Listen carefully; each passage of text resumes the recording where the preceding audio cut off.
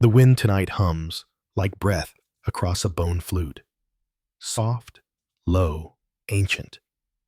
It glides through the long grass, brushes the tops of the heather, and rattles the ropes of ships moored close to shore. You hear it before you open your eyes, like the voice of someone who has been waiting a long time to speak. In the year 876, the world is made of wood, blood, and silence. The stars glisten above a Danish fjord, pale pinpricks over black water. A longship rocks with the tide, its carved prow shaped like a serpent's snarl. Beneath the stars and the dragon's snout, a warrior lies flat on his back, his hand still wrapped around the haft of a notched axe, his tunic soaked from throat to waist. And though the night is cold, the wound is warm. It is not a noble wound, not the kind the skalds sing of. It is a ragged slash across the thigh, where an Anglo-Saxon spear caught flesh and tore deep before the raiders broke and scattered. The others had made it back to the ship, some limping, some weeping. One carried. You, too, had made it, but only just. The pain did not come all at once. First there was only the coldness of the water, then the throb, then the trembling, then the impossible pressure, as if the earth itself had pressed its thumb down upon your leg. And now, hours later, there is a kind of stillness, a ringing inside the body, not in the ears, no, deeper than that. It is the sound a tree might make, alone and cracked open by frost. The healer has not yet come. She is on another ship. Or perhaps she is still among the rocks, helping another man who moaned louder than you did. You do not blame her. The gods decide the order of these things, not people. Beside you, someone mutters a prayer. His breath smells of salt and dried onions. It is Halvard, a man from a neighboring village. He sits with his back to the mast, cradling a broken arm, his wrist tied to his chest with his own belt. The two of you do not speak, but he is watching you. You feel it, even with your eyes half closed. He says nothing, but his silence is heavy, like a stone placed gently on your chest. You close your eyes again. The pain shifts.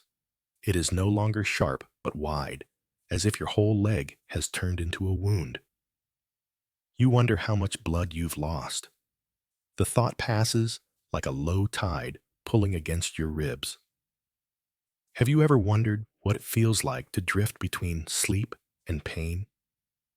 To hover on that invisible line where memory and breath blend, and time no longer moves in a straight path. You do not remember falling. You only remember the sound of your own grunt when the spear hit, and the pressure of mud and grass against your cheek. There had been shouting, then running, metal on metal, then quiet. Someone hums a lullaby nearby, an old tune, older than your mother, older than your village. You do not know the words, but the melody curls around your mind like warm wool. The firelight flickers against the underside of the sail. Shadows crawl like ants across the deck beams. Then comes the soft shuffle of feet, a familiar step. Her voice is barely more than a murmur. Let me see. She kneels beside you. The healer, Freydis, daughter of Svarni. She is neither old nor young. Her fingers are warm and smell of smoke and honey salve. She lifts the edge of your tunic without a word. You hear her breath catch just slightly. She does not say it is bad. She does not have to. She presses a cloth to the wound. It is soaked in something sharp. Vinegar, maybe, or beer, left too long in the sun. The sting cuts through the numbness and coils your spine like a fishhook.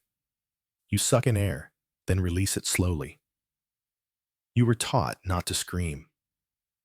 That was long ago. when you were still a boy throwing stones at river otters. Freydis speaks again, softly, as if to the wound itself. You're lucky. It missed the artery. You are not sure what that means, but you nod. Behind her, Halvard clears his throat. Will he keep the leg? He asks. Freydis doesn't answer right away. She unwraps a bundle of clean bandages and begins binding the thigh. Her hands are sure and firm, not gentle, but not cruel either. Like the hands of a woman who has calmed horses in storms and buried children in snow. If it festers, she finally says, we cut. You nod again. The stars have moved slightly. The wind has not. It still sings through the mast, through the ropes, through the places in your body where sleep cannot reach. Freydis finishes the wrapping and tucks the end of the bandage beneath itself. She ties it with a knot that will not come loose in the night. You'll drink fever tea when we land, she says, and no salt for 5 days. 5 days. It sounds like a season. She stands and leaves. Her steps fade into the dark.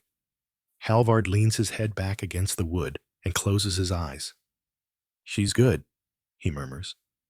You know this. The fire sputters, spits a single ember into the dark.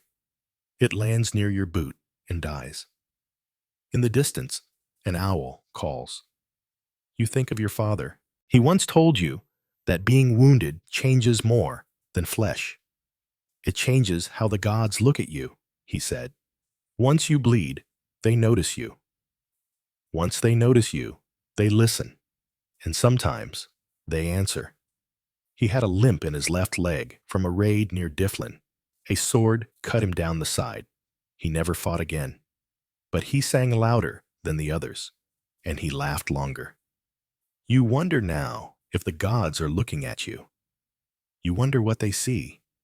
Sleep brushes at the edge of your thoughts, but it does not come in. Like a shy visitor waiting at the door. The boat creaks gently beneath you. The tide has turned. Tomorrow, if the wind holds, you will reach the fjord again. Home, or what remains of it. The cattle, the muddy paths, the smell of boiled turnip and stale thatch. You do not know if you will walk again, but you know you will return.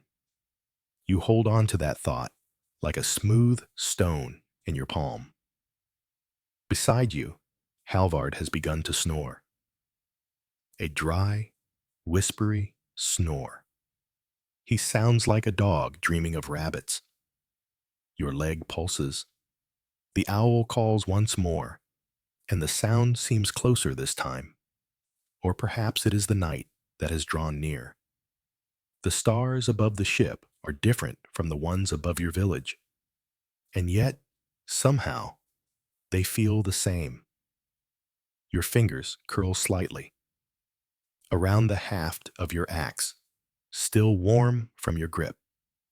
You have not let it go since the wound, as if parting from it would unmake something essential, as if you'd vanish into the salt dark night without it. The pain is still there. It will not leave, but for now, it is not louder than the wind. The sail flaps gently, the ropes sway. You close your eyes, not to sleep, but to remember the color of the grass where you fell. It was green, but greener than it should have been. There is a story that the soul can leave the body when pain becomes too much, that it walks along the edge of the fjord until it decides whether to return. You wonder if yours is out walking now, barefoot in the dew, listening to owls. You exhale and wait. A slow warmth spreads beneath the ribs, not from firelight, but from memory. Somewhere in the darkness, a river of mist is rising from damp earth. It smells of moss, wet iron, and pine sap. The wind carries it over the ship's deck like a ghost with nowhere to land.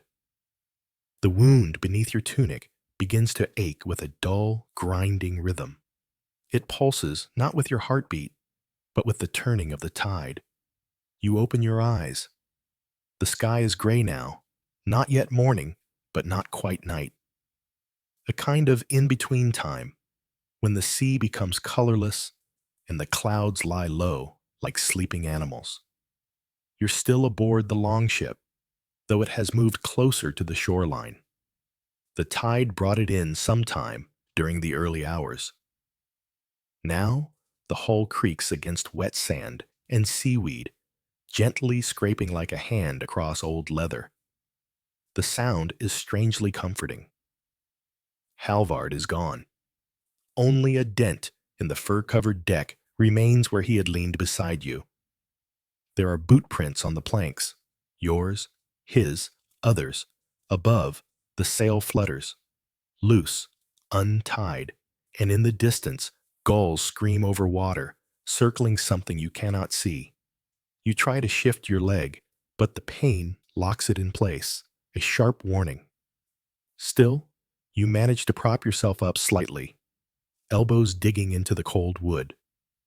The bandage is damp with blood. Freydis's knot is still holding.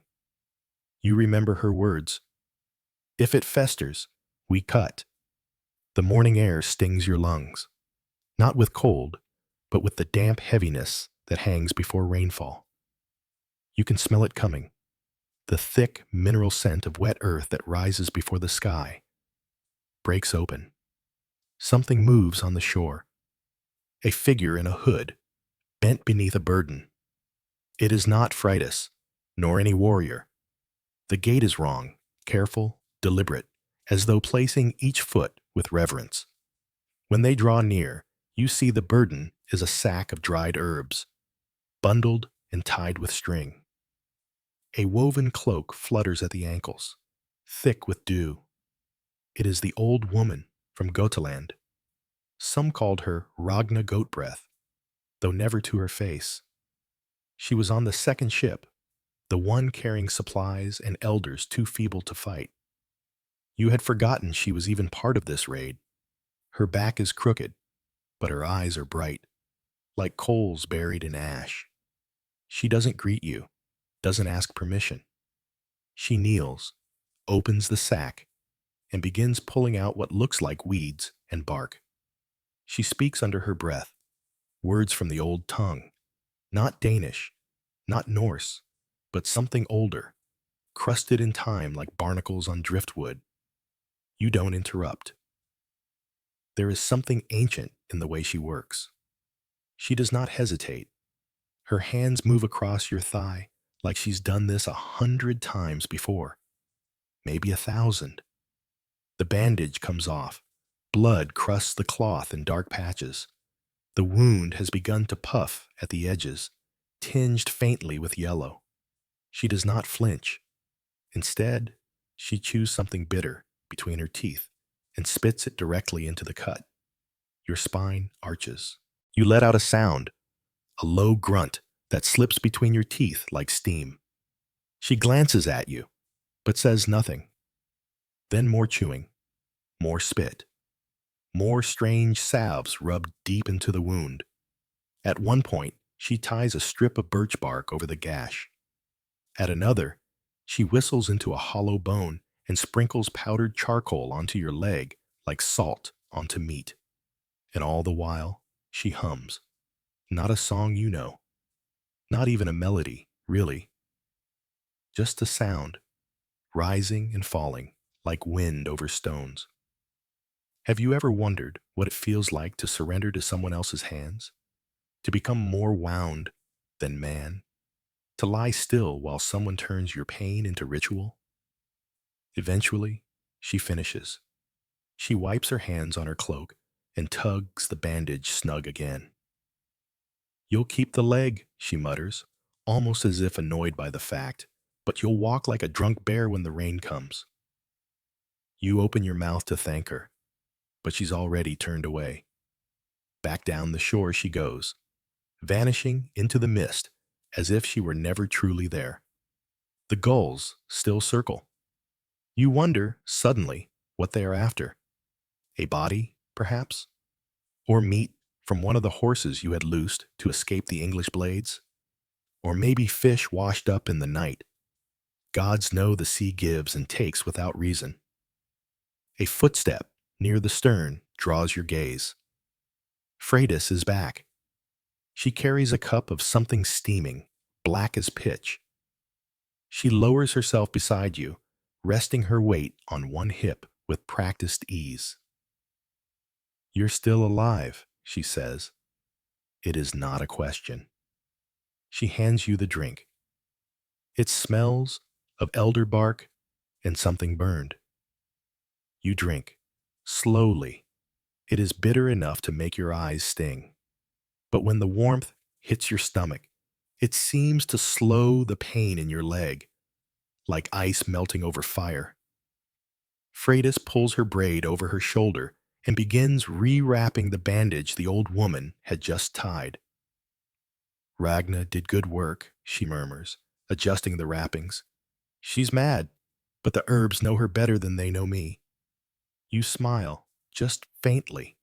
"She says I'll walk again," you manage to say. Freydis snorts. "You'll limp, but limping is still walking." You close your eyes for a moment and let the warmth of the drink settle into your limbs. When you open them again, Freydis is watching you. Not with concern, but with the kind of detached calculation that a farmer gives to an injured goat. She wipes her hands. "You'll stay on the ship when we dock. 3 days, no standing. If the wound doesn't swell more, you can go to land, but you won't be lifting anything heavier than a spoon." You nod. Then, almost shyly, she adds, "Some don't come back from wounds like yours, even when the bleeding stops." You know this, but hearing it spoken makes it more real. Freydis shifts, almost embarrassed by her own softness, and stands again. "Finish the drink. I'll bring you fish later, dried." And she's gone again. You lie back. The deck creaks beneath you. The clouds have thickened. The sea is still. You begin to remember flashes of yesterday, the clang of swords, the gleam of helmets, the scream of a boy not older than your brother, running barefoot through a burning field. You remember the spear, the shock, the sudden cold in your leg. You remember falling, then nothing. The wound pulses, not in pain, but in presence, as if it were a new part of you now, not something to be healed, but something to be carried, like a scar or a story. You stare at the sail. It hangs like an empty skin above you, stripped of wind, waiting. Have you ever wondered what it feels like to survive something you weren't meant to? Not because of strength, not because of skill, but because the gods blinked instead of watching? You don't feel lucky. You feel changed. A gull lands on the rail beside you. It stares with its dull eye, tilts its head once, then flaps off again, as if deciding you were not worth eating yet. The mist thickens, and somewhere behind it, a horn sounds, long and low. The ships ahead are calling. The fjord is near, and soon the wound will no longer be your only burden. A crow caws once, then silence, then again, closer. Its voice is hoarse, like something torn from the wind. You awaken with your hands gripping the edge of the longship's rail, though you don't remember moving them there. Your leg aches, not with fire anymore, but with something deeper, like the settling of stones after a landslide. You are awake, and the sky is now a pale milk. The mist is gone, drawn back into the trees. Sunlight filters through thin clouds, but it brings no warmth, only the suggestion of time passing. Another day. The horn had sounded before dawn. A long, slow call. Not a warning, not an alarm. Just a call for the fleet to row inland, toward home. Oars creak in the water behind you, rhythmic and hollow. The longships have begun to move up the fjord, single file, their dragon heads bobbing gently as if nodding in grim respect. A few men have begun to sing, not with joy, but with duty. The low kind of song meant to hold rhythm when arms grow tired. You are not rowing. You cannot. Instead, you sit at the edge of the ship, bundled in an old fur cloak, someone draped across your shoulders while you slept. It smells faintly of smoked meat and wet sheep. The scent makes you think of winter back in the settlement, of sitting by a hearth with your cousin, sharpening spears until your fingers ached and your nose ran from the smoke. You have not yet looked at your wound this morning. You know better. If it has turned black or split open again, you'll feel it soon enough. For now, you are still whole. That is enough. Beside you, a boy tends a leather water pouch. He is young, perhaps 13. Freckles across his cheeks like ashes scattered by fire. He has not yet grown the courage to meet your eye. He avoids your gaze with the practiced skill of a farmhand raised among warriors. You recognize him now. Askell, son of Torfi, a smith's boy. His father died 2 days ago on the riverbank, skull split by a thrown axe. You saw it happen. You remember the sound. Askell does not know you saw. Or maybe he does, but prefers not to speak of it. He offers you the water pouch wordlessly. You drink. The water is cool, clean, tastes faintly of iron and leather. You nod your thanks. Does it hurt? He asks suddenly, his voice cracking on the last word. You glance down at your leg, then back at him. Yes. He seems satisfied with the honesty. I saw a man whose leg turned green, he says, after a pause. My uncle said he died without even knowing. You nod again. He looks away, pretending to watch the hills. The ship cuts slowly through the narrow waters. On either side, tall cliffs rise like the ribs of a beast. Pines cling to stone like stubborn thoughts. Somewhere above, a hawk cries, unseen. You close your eyes for a while. When you open them again, the village is in sight. It is not a grand place, just a collection of low-roofed houses tucked beneath the hills. Smoke curls from the chimneys. A few goats bleat from a pen. Children run to the edge of the dock, pointing at the returning ships. A woman stands beside them, shading her eyes with one hand, the other holding a round-bellied child at her hip. A group of elders gathers by the shoreline, their backs stooped, their eyes unreadable. You know these faces. Some of them will cry. Some will offer broth and beer. Others will only nod, silently counting who did not return. The ships begin to dock, ropes flung and caught.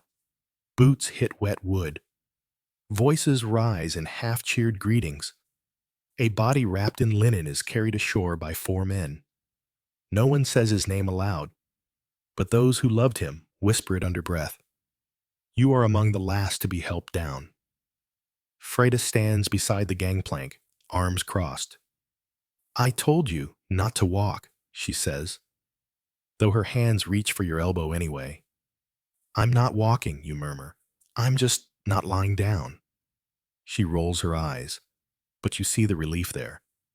Askell helps from the other side. Between the two of them, you are guided across the planks and onto land. The pressure in your leg sharpens with each step. The pain is no longer just an ache. It has shape now.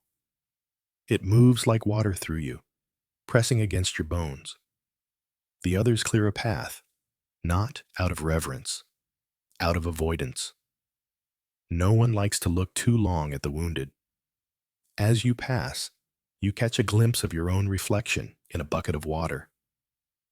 Your face is drawn, mouth set in a line too thin for your age.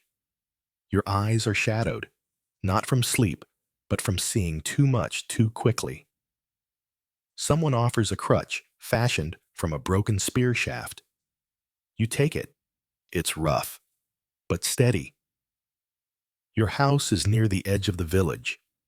It leans slightly to one side from years of storm winds. The roof is patched with turf, the door low and narrow. The hearth is cold when you arrive. Freydis helps you inside, muttering something about goat-headed men who never listen. Then she lays you on the bench and checks the bandage.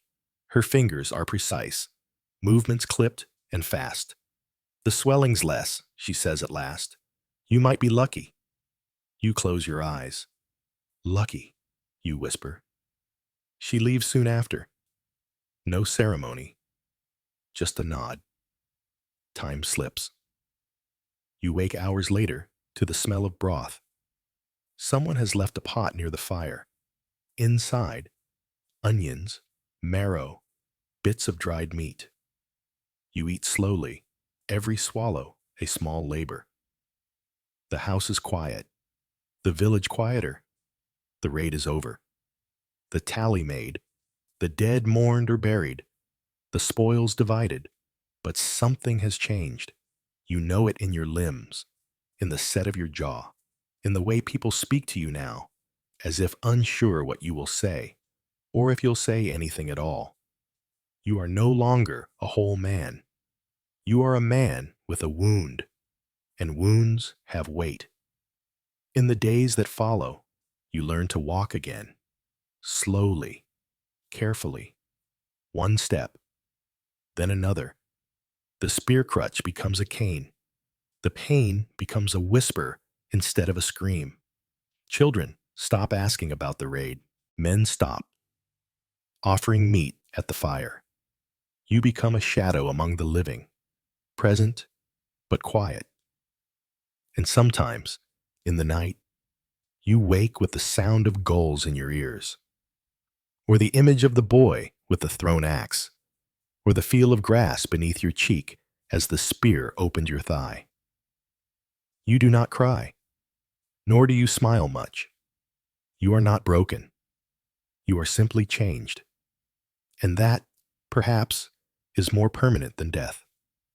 A dog's bark echoes against the hills, distant, sharp, and then swallowed by the soft hush of morning mist. You sit by the low window, watching dew drip from the roof's thatch, your cane resting beside your knee like a quiet companion. The wound is no longer red, no longer angry, but it still speaks to you, low and steady, every time the weather shifts. Today, the sky is pale and heavy with unspoken rain. You can feel it deep in the marrow of your leg. The days pass like smoke, not quite graspable, not entirely gone. There are no more raids for you now. The chieftain has not said it aloud, but you've seen the way he looks past you during training. The others sharpen their blades and wrap their wrists in leather. You sharpen tools, tie bundles of fish for drying. No one says you are weak, but no one asks you to join either. The days begin early and end quietly. At sunrise, you feed the goats. They greet you with indifferent bleats, as they always have, and nuzzle at the pouches hanging from your belt. There is some comfort in their habits. Goats do not care if you limp. They care if you forget their barley. Afterward, you sit in the courtyard beside your mother's old loom. You do not weave. You watch. You listen. There is a rhythm to the village. Children chasing each other barefoot across packed dirt. Women stirring iron pots over open fires. Men bending beneath bundles of dried fish or hauling water from the well. The hammer of the blacksmith beats like a heart through the fog. It is a different kind of war. One fought with repetition, with patience, with aching joints and silent losses. You're not sure which is harder. Some nights, you hear the sea calling, not in words, in memories. The scrape of oars, the lurch of deck beneath bare feet, the cry of gulls when land first crests the horizon. You remember the raid in pieces, the boat ride, the cold, the rush of blood in your ears, the way the villagers ran, the woman screaming over a burning thatch roof, the spear that caught your leg, thrown from behind a pigsty by a man with a shovel. It had not even been a soldier. That's the part that stays. He had not looked angry, just desperate, his eyes wide, his face streaked with soot and mud. You can still see the moment his hand released the shaft. See the arc it carved through sky. There was no time to dodge. You tell no one this part. Instead, you say only that it was a fierce battle, that you killed 3 men, that you were lucky to survive, and they nod, and they believe you, because stories are a kind of armor. But inside, you remember that it was not courage, not glory, just confusion, panic, pain. Freydis visits sometimes. She brings salves, herbs. Once, she brings dried apples. She never stays long, but she touches your leg gently when she unwraps the dressing. She whistles while she works. You ask her once if she's ever been wounded. She laughs, a short, almost bitter sound. Not in battle, she says, but in childbirth. That counts, doesn't it? You nod. She packs up her kit, brushing dried leaves from the floor. As she opens the door to leave, she pauses. You're healing well, she says. And though her voice is calm, you hear something else tucked inside her words. A kind of permission. She sees more than others do. A few days later, Halvard comes by. His arm has healed, though it's still wrapped with leather straps when he chops wood. He brings a piece of bone he's carved into a comb, simple but smooth. I made this, he says, and shrugs. Didn't know who else to give it to. You take it. Thank him. He talks about the raid, about the parts you missed after you fell. He says they found the village's grain stores hidden under sheep dung. Says one man tried to bite him in the ankle as he fled. He says the chief was proud, that this raid mattered. You listen, you nod. Then Halvard goes quiet, looks out toward the mountains. Do you ever wake up thinking it's still happening? He asks. You think about it. No, you say, not anymore. It's true.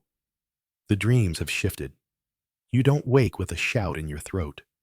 You wake with silence, with images of moss, of rain on canvas, of a boy's face turning in surprise before a spear flies from his hand.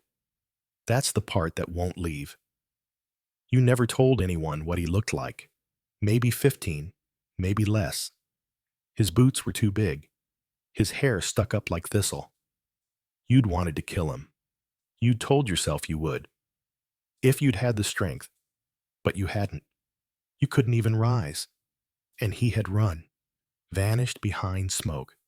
And now, here you are, months later, watching birds circle a thawing field, listening to goats grumble about frost, and still thinking of him.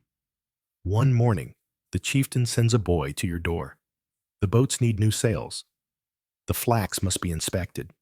You've always had an eye for even weaves. Even now, limping, you can still see clearly. Still lift a bundle or two. You nod. It's a small task, but it's something. At the docks, the younger boys are loading barrels. Askel is among them. He sees you and brightens, then looks away, suddenly shy. You work beside them. You inspect the sails, touch the fibers, comment on fraying at the edges, suggest boiling the flax with ash before the next spinning. No one mocks you, no one questions. And slowly, something begins to settle. You are no longer just the wounded man.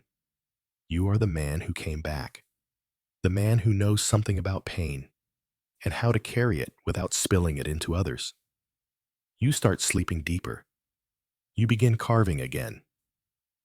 At first, just handles for knives, then beads, then shapes of wolves and birds and waves, each piece slow, each line careful. One day, a woman asks if you will carve her a comb. You show her the one Halvard gave you. She smiles, and for the first time in a long while, you smile back. Later, you sit beneath the eaves as rain begins to fall. The cane rests against your thigh. The fire crackles inside the hearth. You trace the scar on your leg, not to mourn it, but to remember that you are still here, alive, walking, thinking, carving, changed, yes, but not broken. The sound of the rain is gentle, like breath against skin, like the whisper of cloth over a sleeping child. And for once, the memory of the boy with the spear does not come. Only the sound of hooves in mud, the smell of fish drying on a rack, the warmth of your own home. You lean back and let it all settle. The morning stretches out like wool unspooled. The sky is pale and blank, holding neither sun nor storm. Just a quiet hush, as though the land is still deciding what to become today. You sit at the edge of the sheep pen, your good leg bent, your wounded leg outstretched. The cane rests across your lap. One of the lambs nuzzles your boot, its breath warm and sweet, like hay left out in spring air. Your hands are busy again. Not with weapons, not with sails, but with wood. Soft, pine-scented, and willing. The block rests against your knee, and with slow, steady strokes, you carve a rough horse shape into it, no larger than a child's thumb. Its legs are thick, tail curled to one side, a toy. You don't know yet if you'll keep it or give it away. The sheep are content this morning. They don't seem to notice that you limp, or that you've been quieter since the raid. They listen only to hunger, to wind, to the bark of dogs, and perhaps to you, when you hum softly under your breath, the same tune your mother used to hum when your little brother cried in the night. He's gone now, lost last winter to fever. You still dream of him sometimes, though you haven't said so aloud in months. The village has settled into the rhythm of post-raid life. Repairs, weaving, stretching leather, salt fish laid on racks. The warriors speak less now. Some sharpen their swords still, out of habit more than purpose. Others have taken to trading, hauling barrels to the fjord, waiting for the next boat from the south. You do what you can. You cannot run, cannot row, but you can mend, you can carve, you can sit with the old ones and listen. You can tell the boys when their knots are weak or when their arrowheads are tied too loosely. They pretend not to care, but they listen. It is not the life you imagined, but it is still life. Have you ever wondered what it feels like to live not as a warrior, but as something in between? Not broken, not whole, just quieter? Freydis visits once a week. The swelling is gone, she says. The scar has thickened and hardened, like a tree learning how to hold itself after lightning. You're walking better, she notes as she wraps new linen around your thigh. It only stings now, you answer. She studies your face for a long moment. Then, without ceremony, she pulls from her pouch a thin piece of metal, curved at the edge like a fishhook. Your brow furrows. She grins. For splinters, not surgery. You exhale. She stays longer this time. Talks about the goats she's raising. One of them nearly drowned in a pond last week. Another gave birth to twins. She speaks without fear, without hesitation.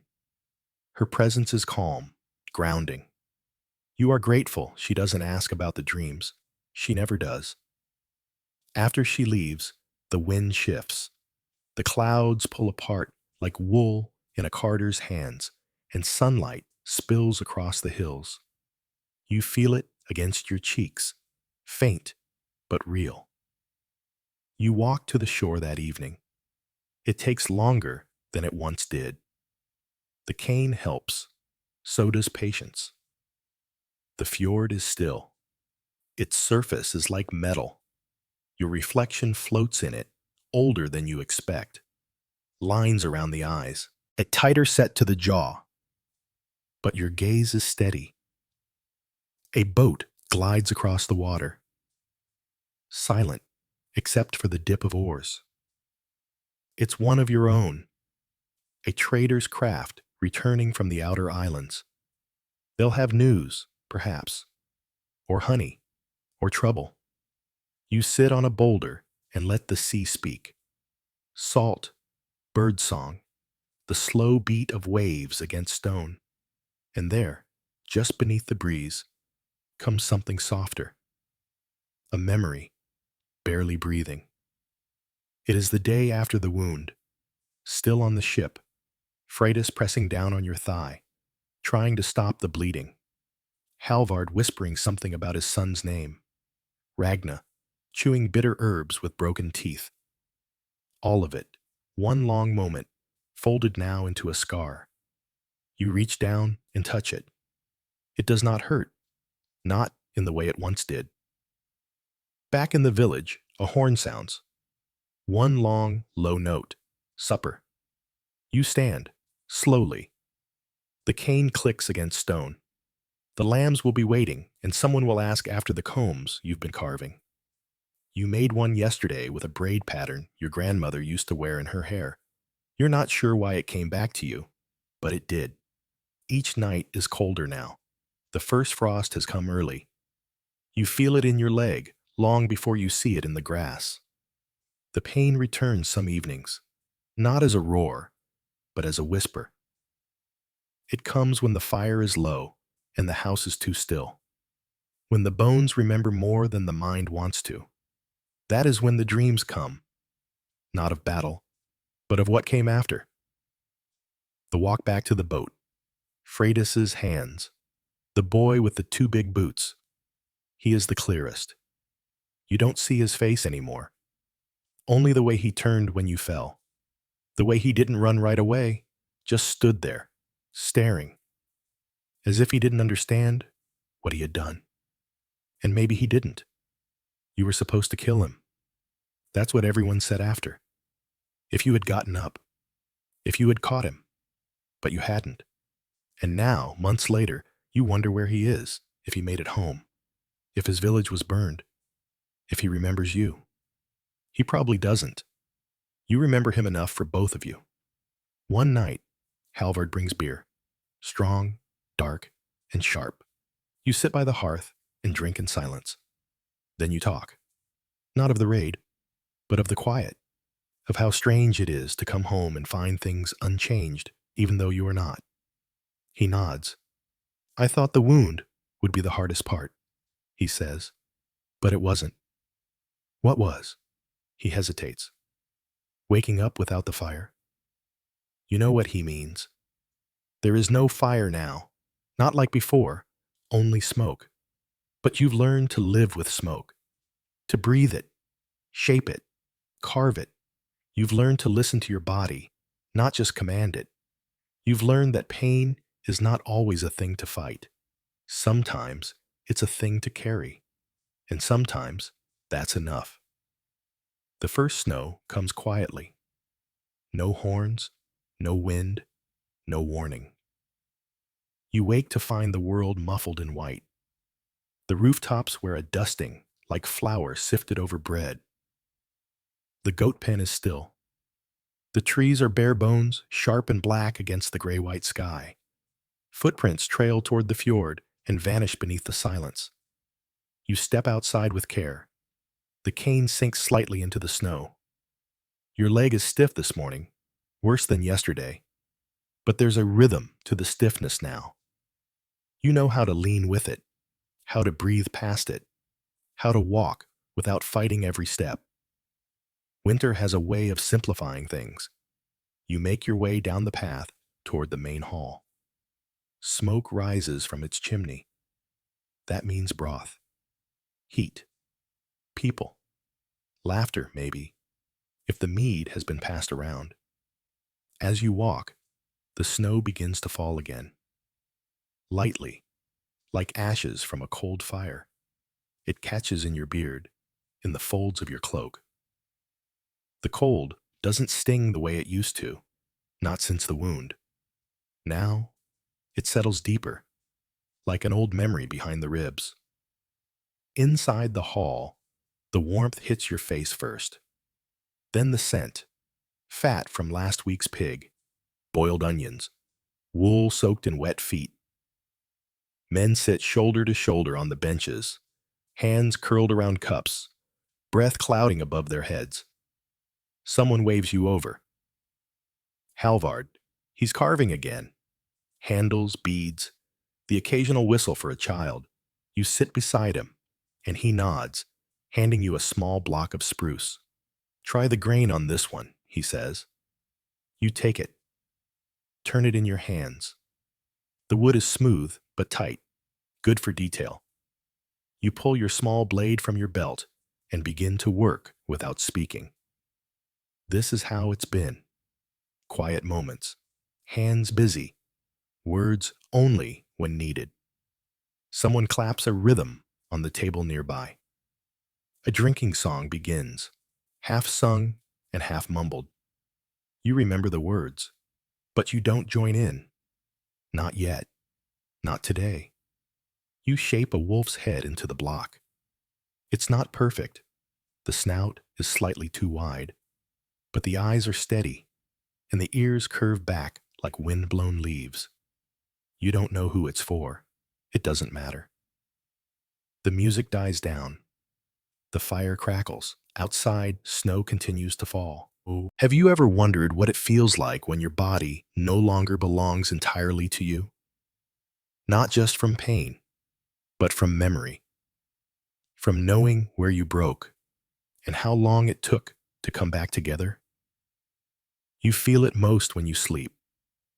The wound no longer burns in the night, but it leaves an echo, a faint imprint, like a shadow on your soul.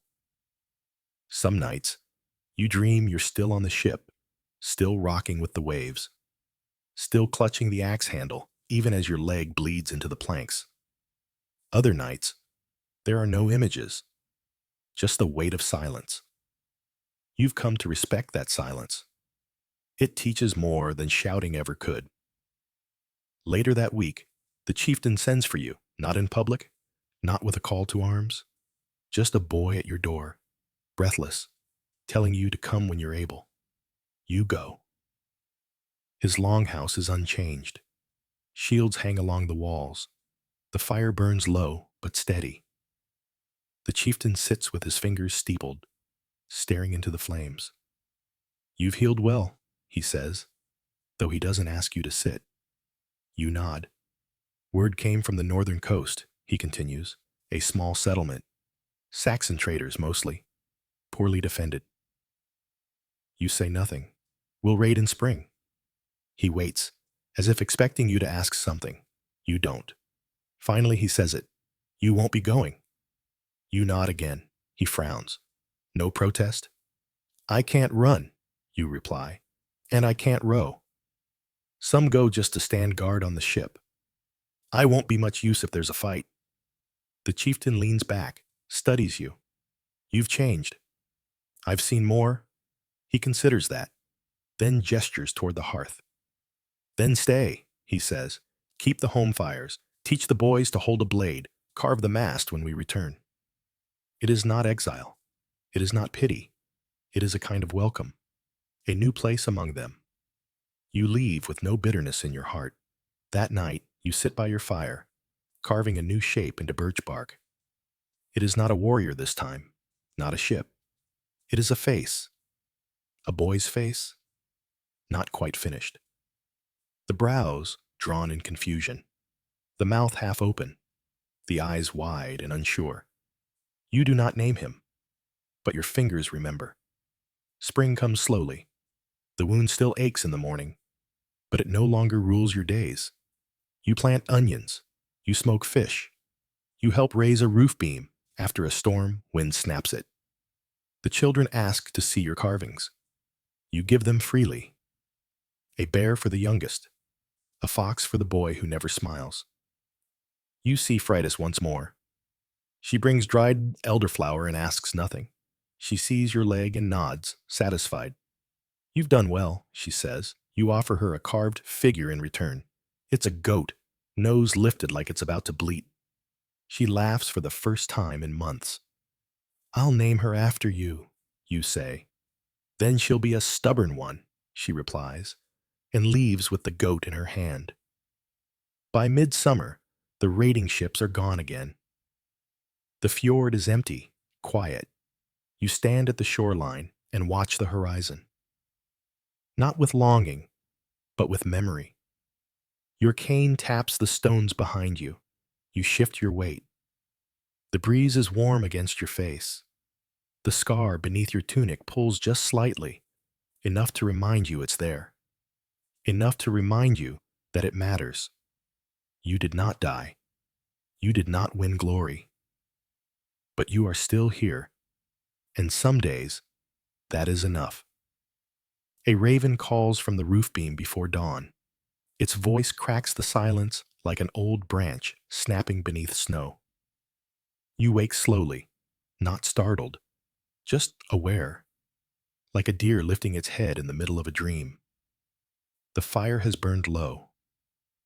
Only orange coals remain, their glow pulsing like breath under ash. You swing your good leg over the bench and plant your foot on the floor. The other leg follows slower. The pain isn't sharp, but it speaks. It always speaks. The cane leans beside the hearth, just where you left it. Your hand finds it by habit now, fingers curling around the smooth wood without needing to think. Outside, the village still sleeps. Smoke trails lazily from one chimney, and a dog pads down the path with its nose close to the dirt. Snow remains in the corners of fences and beneath shaded eaves, but spring is near. The air smells of thaw, wet earth, cold iron, new rot, and something else. Change. The sea has begun to melt. Thin sheets of ice float past the docks, nudging against moored boats like cattle waiting to be let out. The wind carries salt again, not frost. Somewhere up the hill, someone is singing. A woman's voice. Older, tuneless, but steady. The raiding fleet has been gone for a full moon now. No word yet. No smoke on the horizon. No bodies washed ashore. That is always a good sign. But the silence stretches like old wool, frayed, faded, and prone to tearing. You've kept busy. Each morning, you inspect the arrowheads the boys have been shaping. You correct their grips. You show them how to let the weight of the blade do the work. At first, they were wary of you, unsure how to speak to the man who did not return whole. But now, they follow you like pups.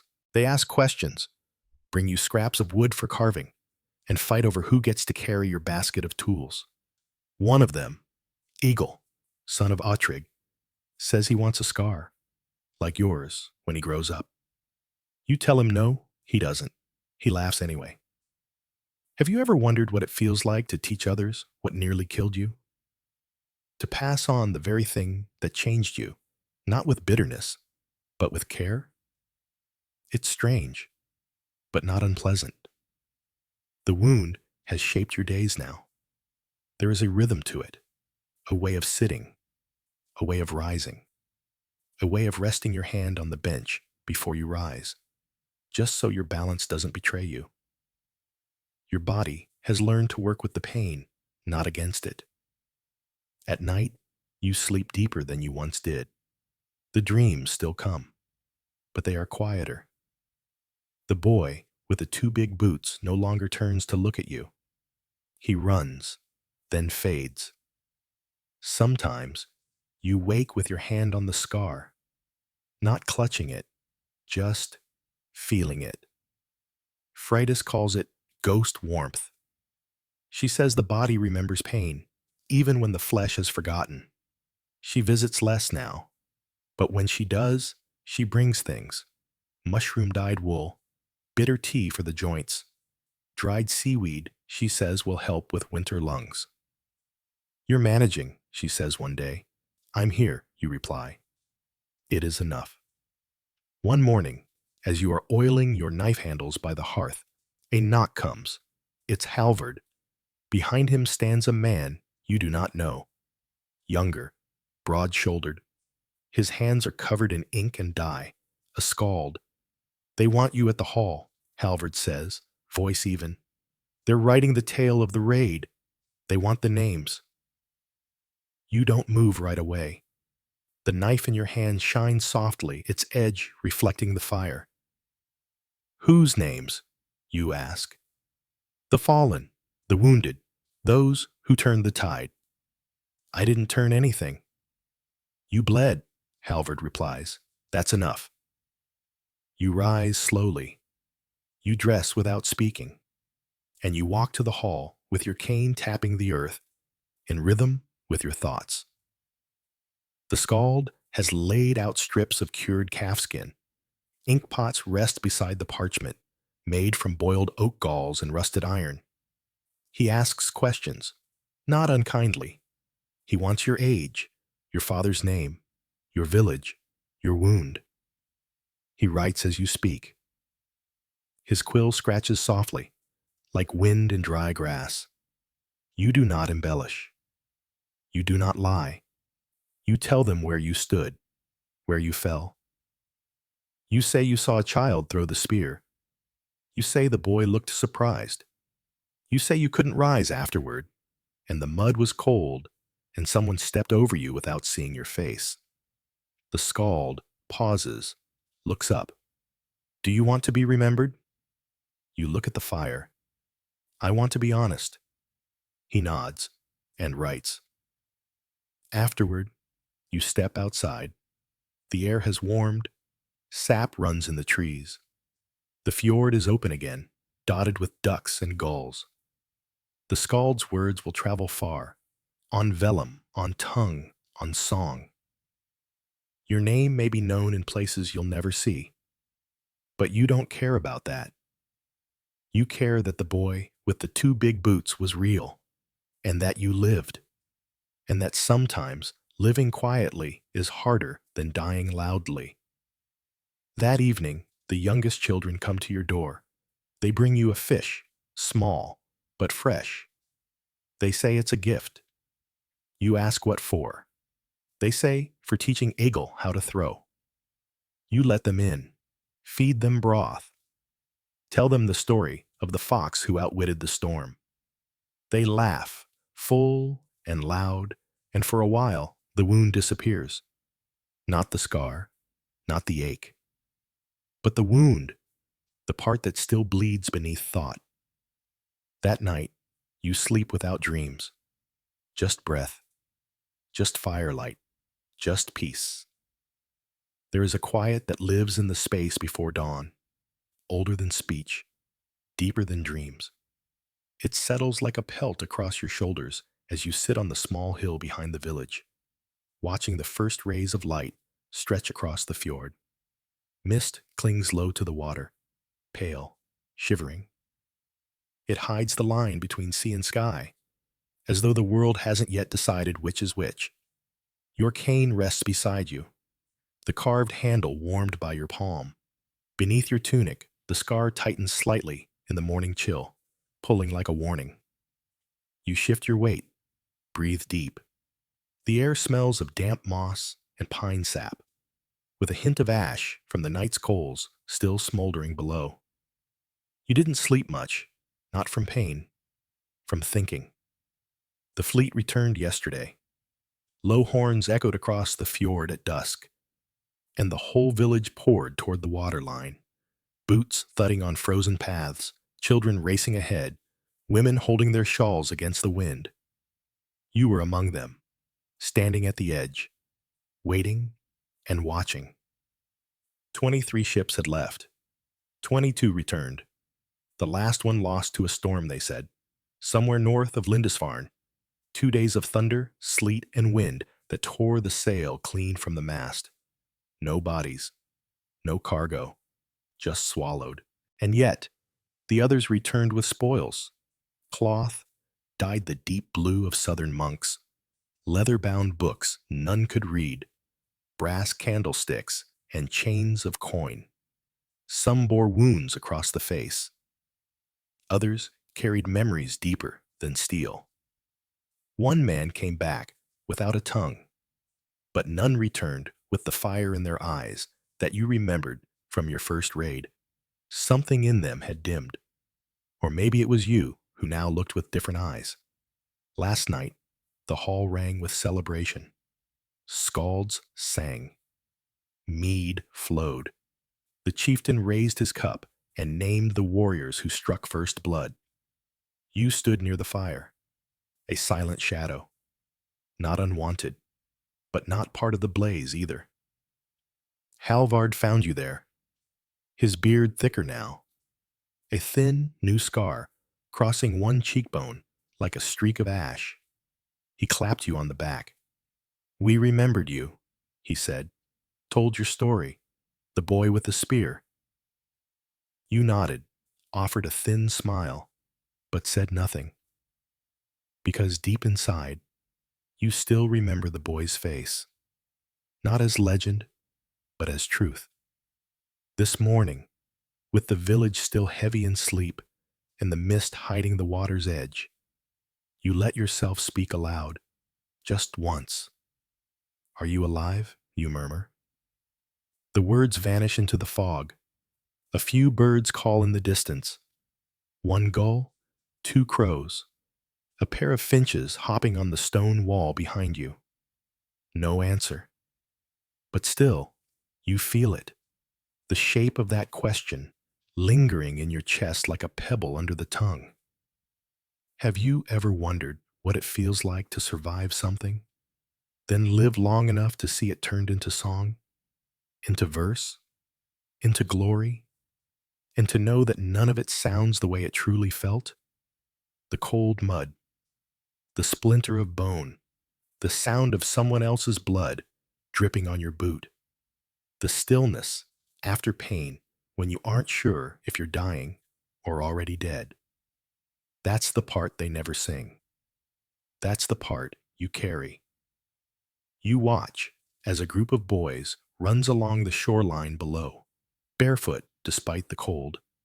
They chase gulls, flinging pebbles and shouting, their breath puffing like ghosts in the air. One of them, Egil, always Egil, turns and waves.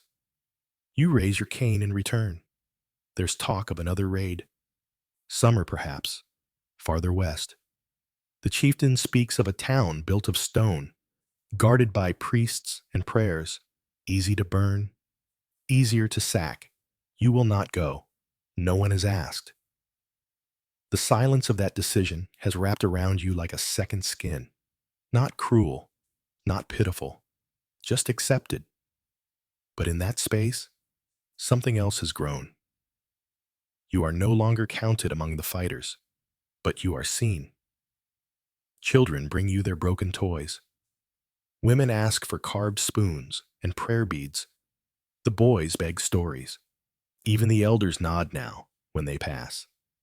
You have become something in between, the line between youth and age, blade and blood, song and truth.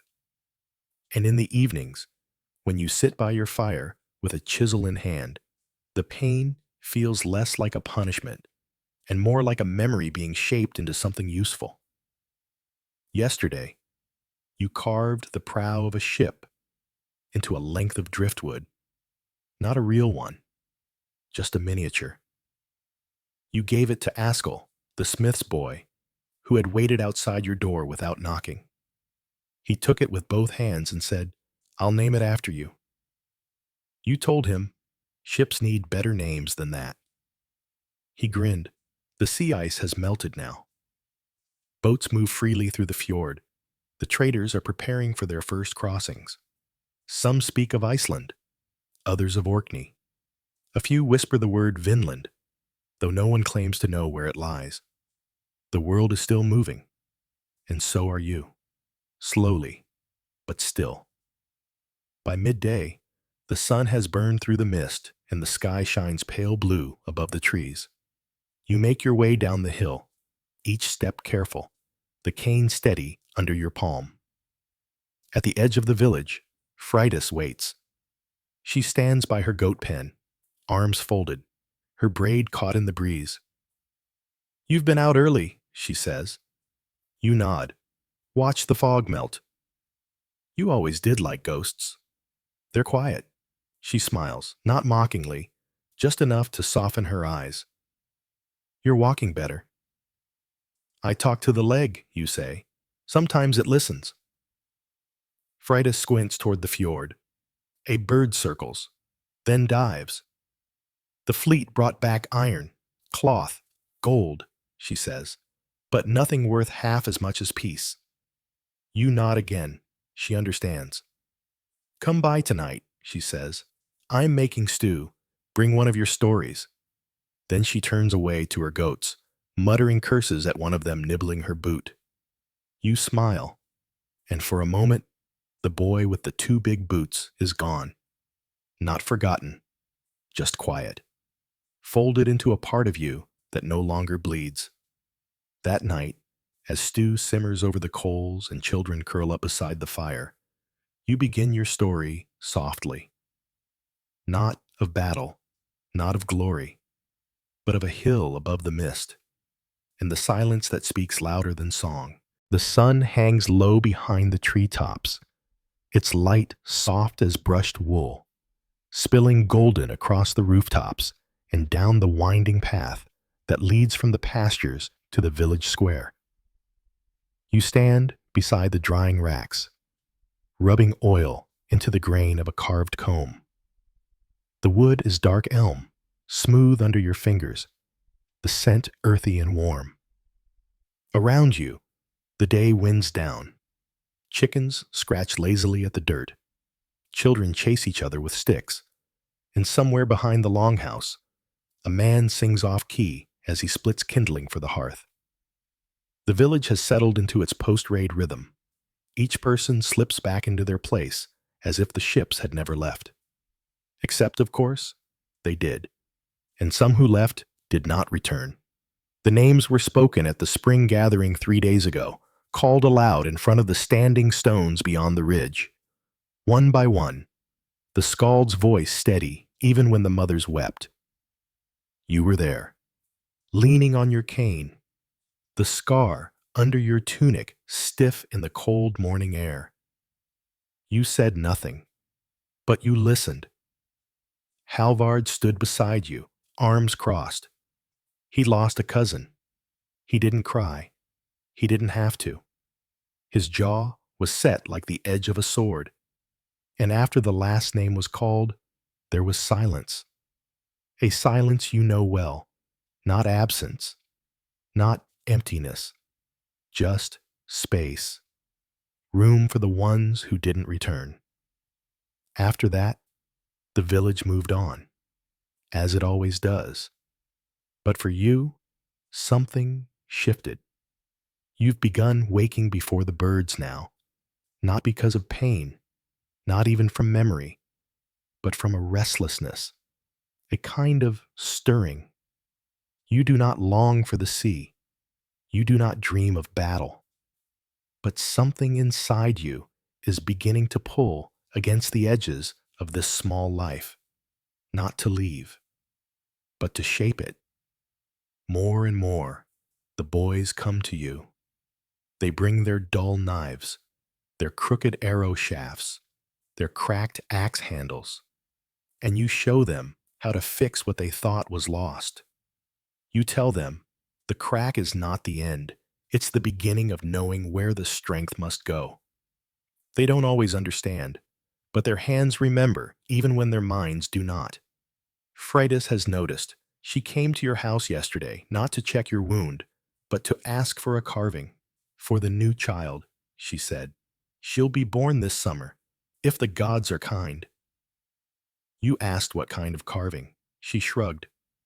Whatever you think she'll need. So you've begun to shape a small bird, wings folded tight against its back, feet tucked close, beak just barely open.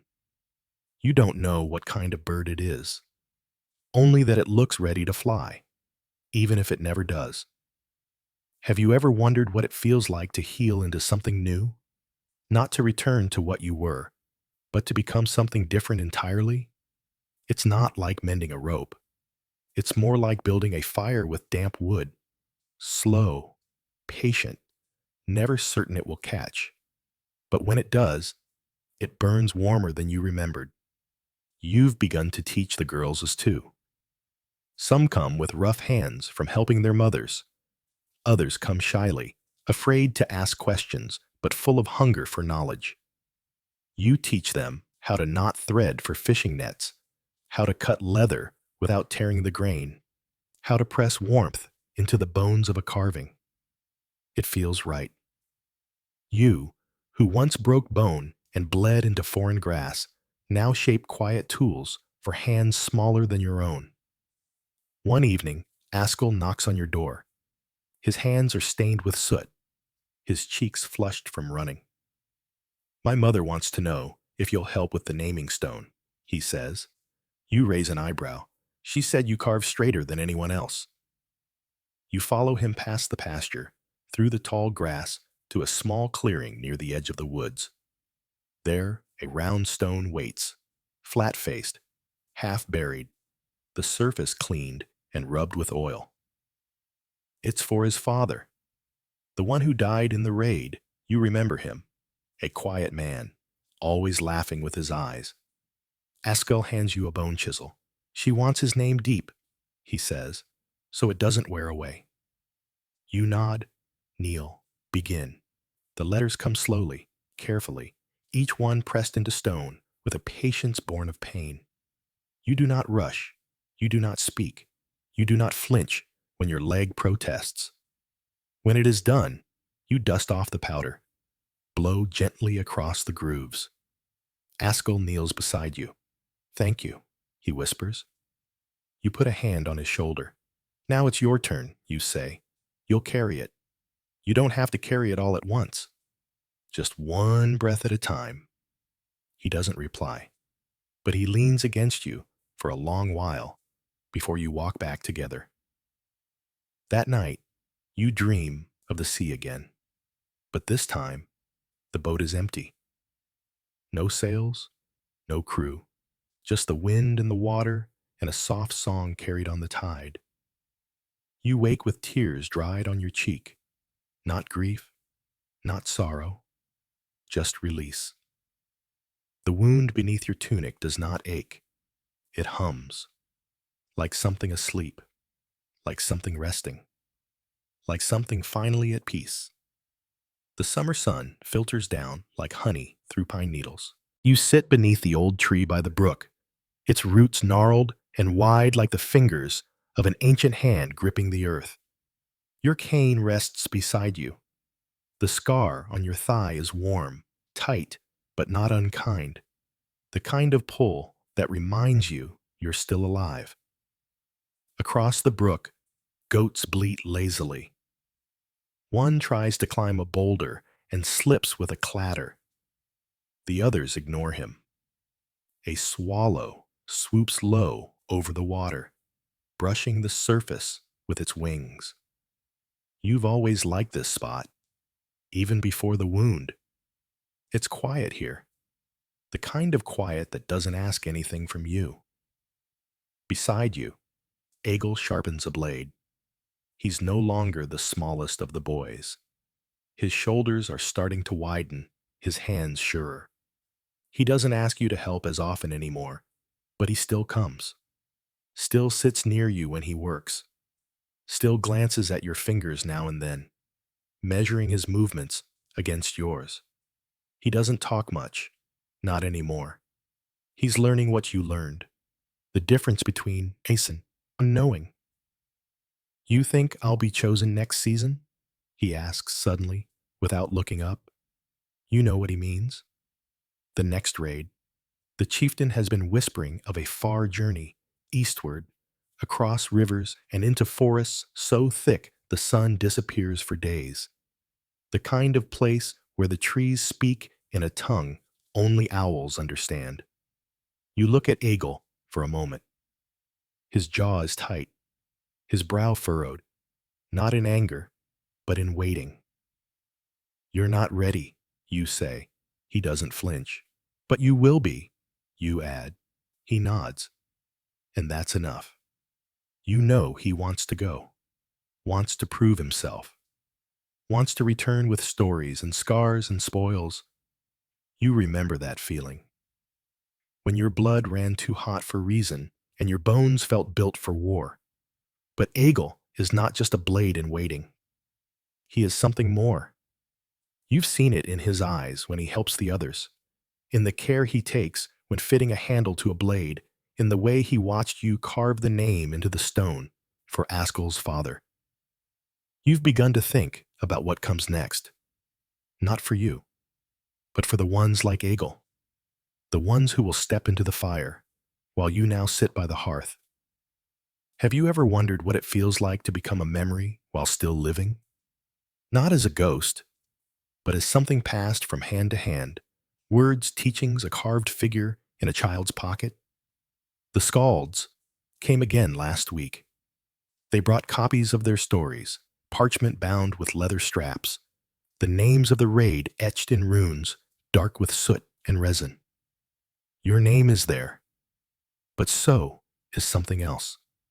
A tale told in your voice. Not the glory, not the fire, but the moment of stillness. The pain, the boy, the breath between death and living. You didn't know they'd written it down. Freydis told them. She said your story needed to be part of the whole, because every raid has many songs. Not all of them loud. You reread it once by firelight. Then tuck the parchment beneath a stone in your house, beside the box where you keep your blades, the ones too worn to use, too dear to throw away. The scar across your thigh is no longer a wound. It's a story now, not a song of victory, a song of becoming.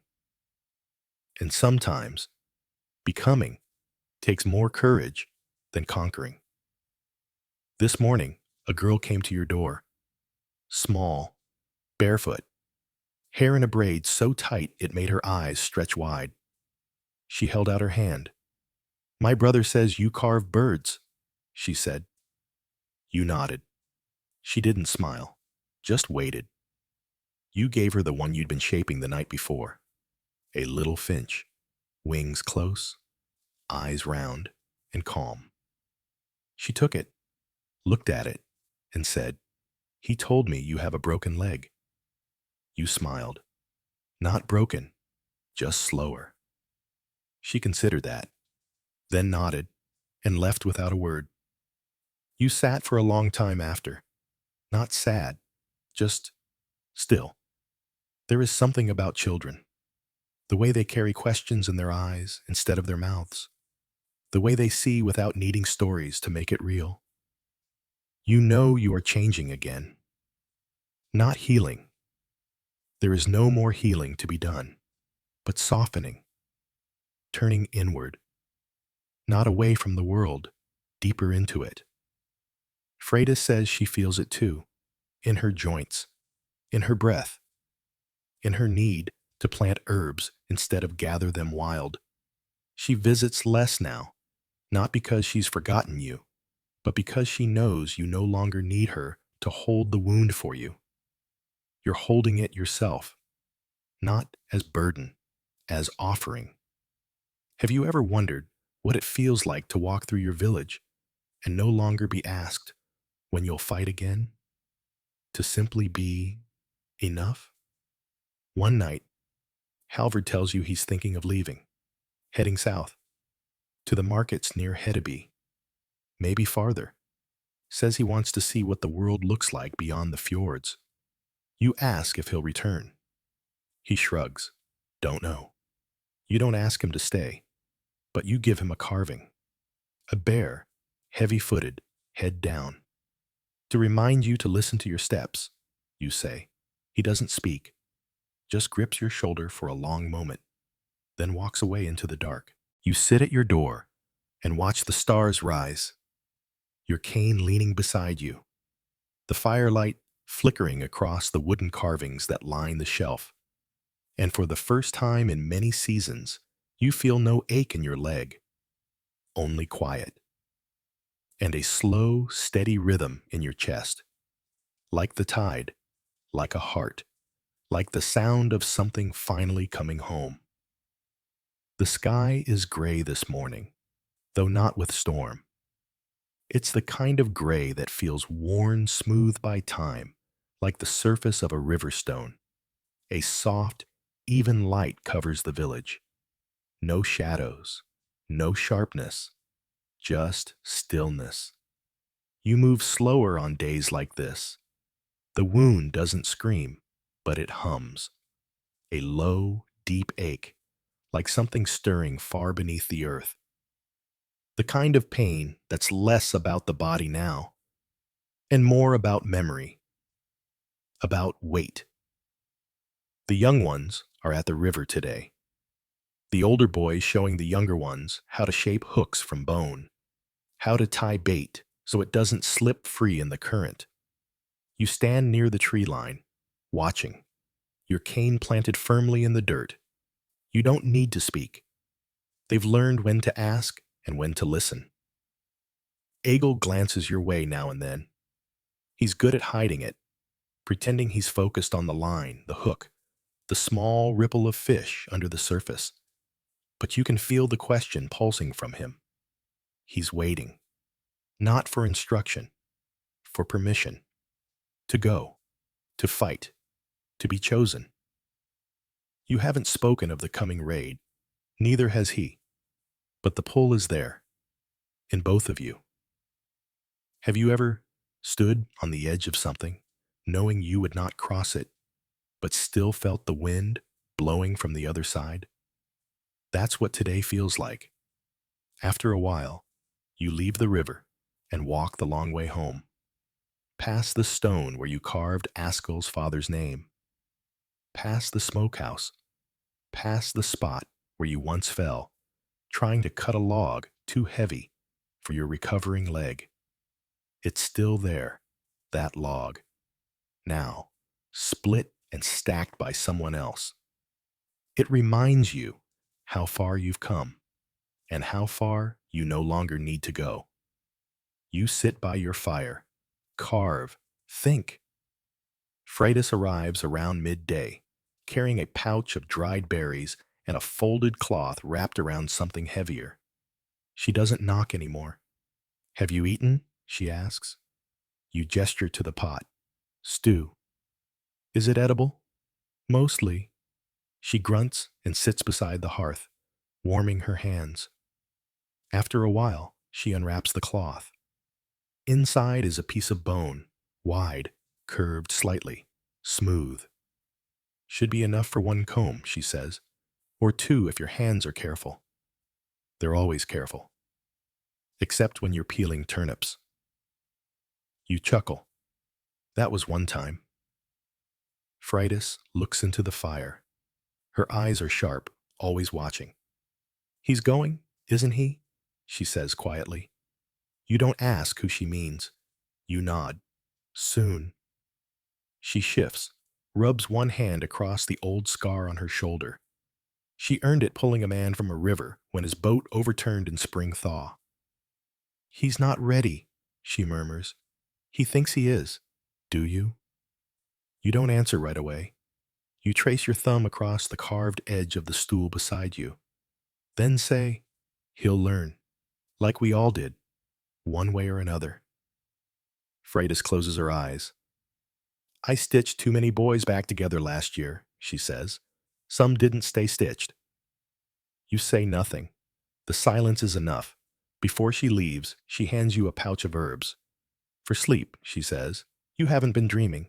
How do you know? You've stopped looking tired. She pauses in the doorway, her voice low. You ever think the wound gave you something too? You don't look at her, but you nod. When she's gone, you sit with the question she left behind. You've never said it aloud. But yes, the wound did give you something. Not just pain, not just patience, but presence. Before, you moved fast, swung fast, thought in arcs and strikes. You looked at a man and measured him in strength, in speed, in fury. Now, you measure him in silence, in stillness, in how he listens when others speak. You finish the comb before dusk. A new design this time, simple but balanced. The lines curve like river reeds, soft and strong. You don't know who it's for yet. You set it beside the others. Later, you go to the river again. The boys are gone now. Only footprints remain, pressed into the mud like old runes. The water is higher from the rain 2 nights ago, and the current is fast. You crouch near the edge, rest your hands on your knees, and stare into the water. Your reflection wavers, not old, but no longer young, not broken, but no longer whole. You see the scar in your eyes more than in your leg, but you don't flinch. You sit until the sky darkens and the first stars appear. Then rise slowly, the cane finding its place without thought. On your way back, Egil is waiting. He sits on the fence near the goat pens, arms wrapped around his knees. He doesn't speak as you approach, just waits. You sit beside him. The wood groans under your weight. For a while, you both look at the stars. Then he asks, "Will I come back like you?" You look at him, not as a boy now, as someone becoming. "No," you say. He swallows. "But you'll come back as yourself," you add. "That's the harder part." He nods, then asks, "Does it stop hurting?" You think of all the mornings you've stood with one hand on the wall, waiting for your leg to unlock, of the nights you stared into firelight, waiting for sleep, of the way Freydis's hands always find the scar without needing to look. "No," you say, "but you learn how to carry it." Egil rests his chin on his knees. "I'm not afraid," he says. "I believe you. But I don't want to forget how to sit here." "You won't," you promise. "Not if you remember what this place feels like." He nods again. You sit in silence until the moon rises. And when he leaves, you stay. Because the silence is yours now. And so is the wound. And so is the waiting. There are days when the village is so quiet, you can hear the sea sigh. Not crash, not roar, just sigh. This morning is one of those. You're up before the smoke has risen from the hearths. The sun lies low over the hills, thin and soft, like a knife dulled by years of use. Mist clings to the lowlands. The sheep are not yet bleating. Even the crows seem to have postponed their arguments. Your cane taps gently as you walk toward the forest path, one that winds behind the fields and runs parallel to the stream. The path is uneven, stones covered in moss, roots curled like sleeping serpents. But you know every twist now. The wound teaches the rhythm if you listen. You walk not for destination, but for stillness. Behind you, the village breathes. You are no longer needed every hour. The boys shape their arrowheads without asking. The comb orders come in without instruction. The fish traps are maintained without you watching over shoulders. But they still nod to you in passing, still leave firewood at your door, still sit beside you at dusk when the wind is low and the world feels half asleep. And Egil, he watches you more now, not with the boyish hunger for approval, but with the quiet recognition of one who's begun to feel the edges of things. His name was called last week. He is chosen. He will leave in spring. He did not grin when the chieftain said it. He only nodded once, his jaw set, his hands still. And afterward, he came to you. No questions. Just sat beside your fire. You handed him a blade you had carved from bone, smooth as river glass. It wasn't for war. It was too light for that. But it fit the hand well. He turned it over a few times, then said, "Thank you." You said nothing. Some truths need no reply. Have you ever watched a boy become a man and felt both pride and sorrow rise in your chest like smoke and wind, twisting, drifting, never settling? You feel it now. The trees are still bare from winter.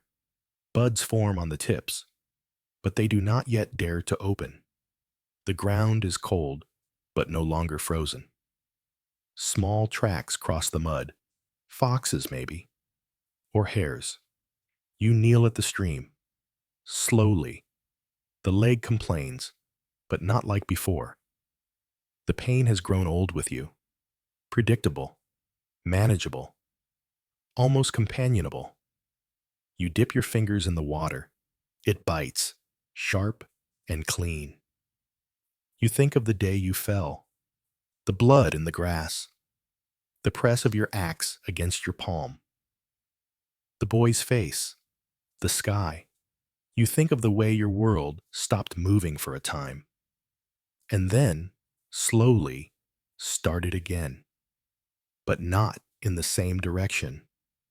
Egil asked you, some nights ago, what changed after the wound. You didn't answer him then.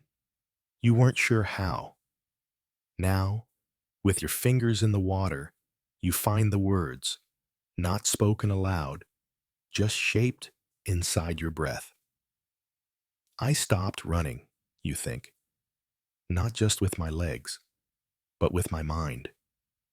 You had always run, towards something, away from something, from hunger, from fear, from the need to prove you were worth remembering.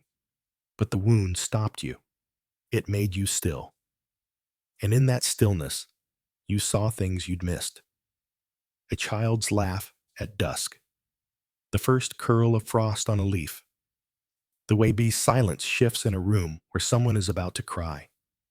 You saw people, not just roles, not just strengths or weaknesses. You saw their stories. And maybe, for the first time, you saw your own. The path back to the village is easier now, even uphill. Your steps are slower, yes, but no longer hesitant. You have nothing to prove, and that is its own kind of strength. When you return, you find Freydis sitting on your bench, sharpening a bone needle. She doesn't look up. "You're late," she says. "You're early. I brought you something." You raise an eyebrow. She gestures to a small bundle beside the fire, wrapped in fur. You open it. Inside, cloth, dyed a rich green. Not bright, but deep. The color of pine needles in heavy rain. "For the boy," she says. "He'll need a cloak that doesn't mark him out from a league away." You run your fingers over the cloth. It's fine work. Not fancy. Just correct. "He'll wear it," you say. "He'd better." She doesn't stay long. She never does these days. But before she leaves, she pauses at the door. "You'll miss him," she says. "I already do." That night, Egil comes again. He doesn't ask to come in. He just does. He hands you a small figure. Wood. Rough. Unpainted. A bear. Your bear. The one you gave Halvard once, long ago. "He sent it back," Egil says. Told me to carry it this time. You turn it over in your hands. It's worn now, the edges dulled by sweat and years. You hand it back. Then carry it well, you say. He nods, and in the silence that follows, the fire cracks once. And outside, the wind shifts, not cold, not warm, just changing. The rain begins before dawn, not loud, just steady. A quiet, persistent rhythm on the thatch above your head, like the drumming of fingers on a table, like a memory trying to return. You sit by the fire with your hands wrapped around a clay cup. The broth inside has long gone cold, but the weight is comforting. Outside, the village still sleeps, or at least it tries to. Rain always brings with it the past. Something in its sound draws things out of the bones. Your scar is stiff this morning, not angry, just stubborn, as though it too remembers what it means to be broken open. You shift your weight, adjust your seat, and stir the coals back into a quiet flame. Egil is leaving today. The chieftain called the names last night. The boats will push off with the tide, carrying 24 young men westward, to the edge of the world, they say. There's talk of a port town, rich with wine and weak walls. But the sea has its own plans, always.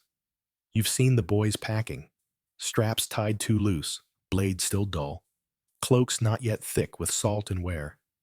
They're not ready. But then again, no one ever is. You weren't. The first time you boarded a longship, your stomach turned with each wave, and your arms ached before the first hour had passed. But you didn't say anything. You kept your hands tight on the oar, your mouth shut, and your eyes forward. That's how it was done. Egil has that look now, not of fear, not quite of eagerness either. Something quieter, like a thread pulled tight but not fraying. He knows what could happen. He's watched you long enough to understand. You step outside and feel the rain soak into your cloak. The air smells of wet ash and damp wool. Someone's cooking fish already. Others are gathering at the dock, their breath rising in short, nervous bursts. Egil stands near the first boat, adjusting the strap of his pack. He's taller than he was a year ago. Broader, too. There's something in the way he carries himself now. Shoulders slightly back, chin level. Not arrogance, but readiness. He sees you. He doesn't wave, just walks over slowly, feet squelching in the mud. You hand him the green-dyed cloak Freydis made. She'll be furious if you don't wear it, you say. He chuckles. She's always furious. You reach into your pouch and pull out the carved bird, the one you made weeks ago, small, wings tucked, beak just open. For luck, you say. He takes it in both hands, doesn't speak. A long pause stretches between you. Then he looks at you directly. If I don't come back, you will, you say. But if I don't, you place a hand on his shoulder. Then you'll still be here. He nods. His jaw works once, twice. Then he turns and walks to the boat. You do not watch him climb aboard. You do not watch the sail rise. You sit by the edge of the dock as the ships push away, one by one, like teeth slipping loose from a jaw. The rain thickens. The wind shifts. The gulls circle, and the village grows quiet again. Have you ever stood at the edge of something and felt time fold around you? As if the years are not behind or ahead, but beside you, each breath layered over the last. You feel it now. The boy who threw the spear. The girl with the tight braid and the carved bird. The man who came home with a wound that never fully left. And Egil, now part of that same thread, sailing west into storm and song. You return to your home slowly, your leg dragging more than usual in the wet. The ache will last all day, maybe into the next. You do not curse it. You greet it like an old companion, one who reminds you to move carefully. That afternoon, the sky clears. Briefly, a stretch of pale blue opens above the ridge, and for a moment, sunlight filters through like a whispered promise. Children play near the goat pens.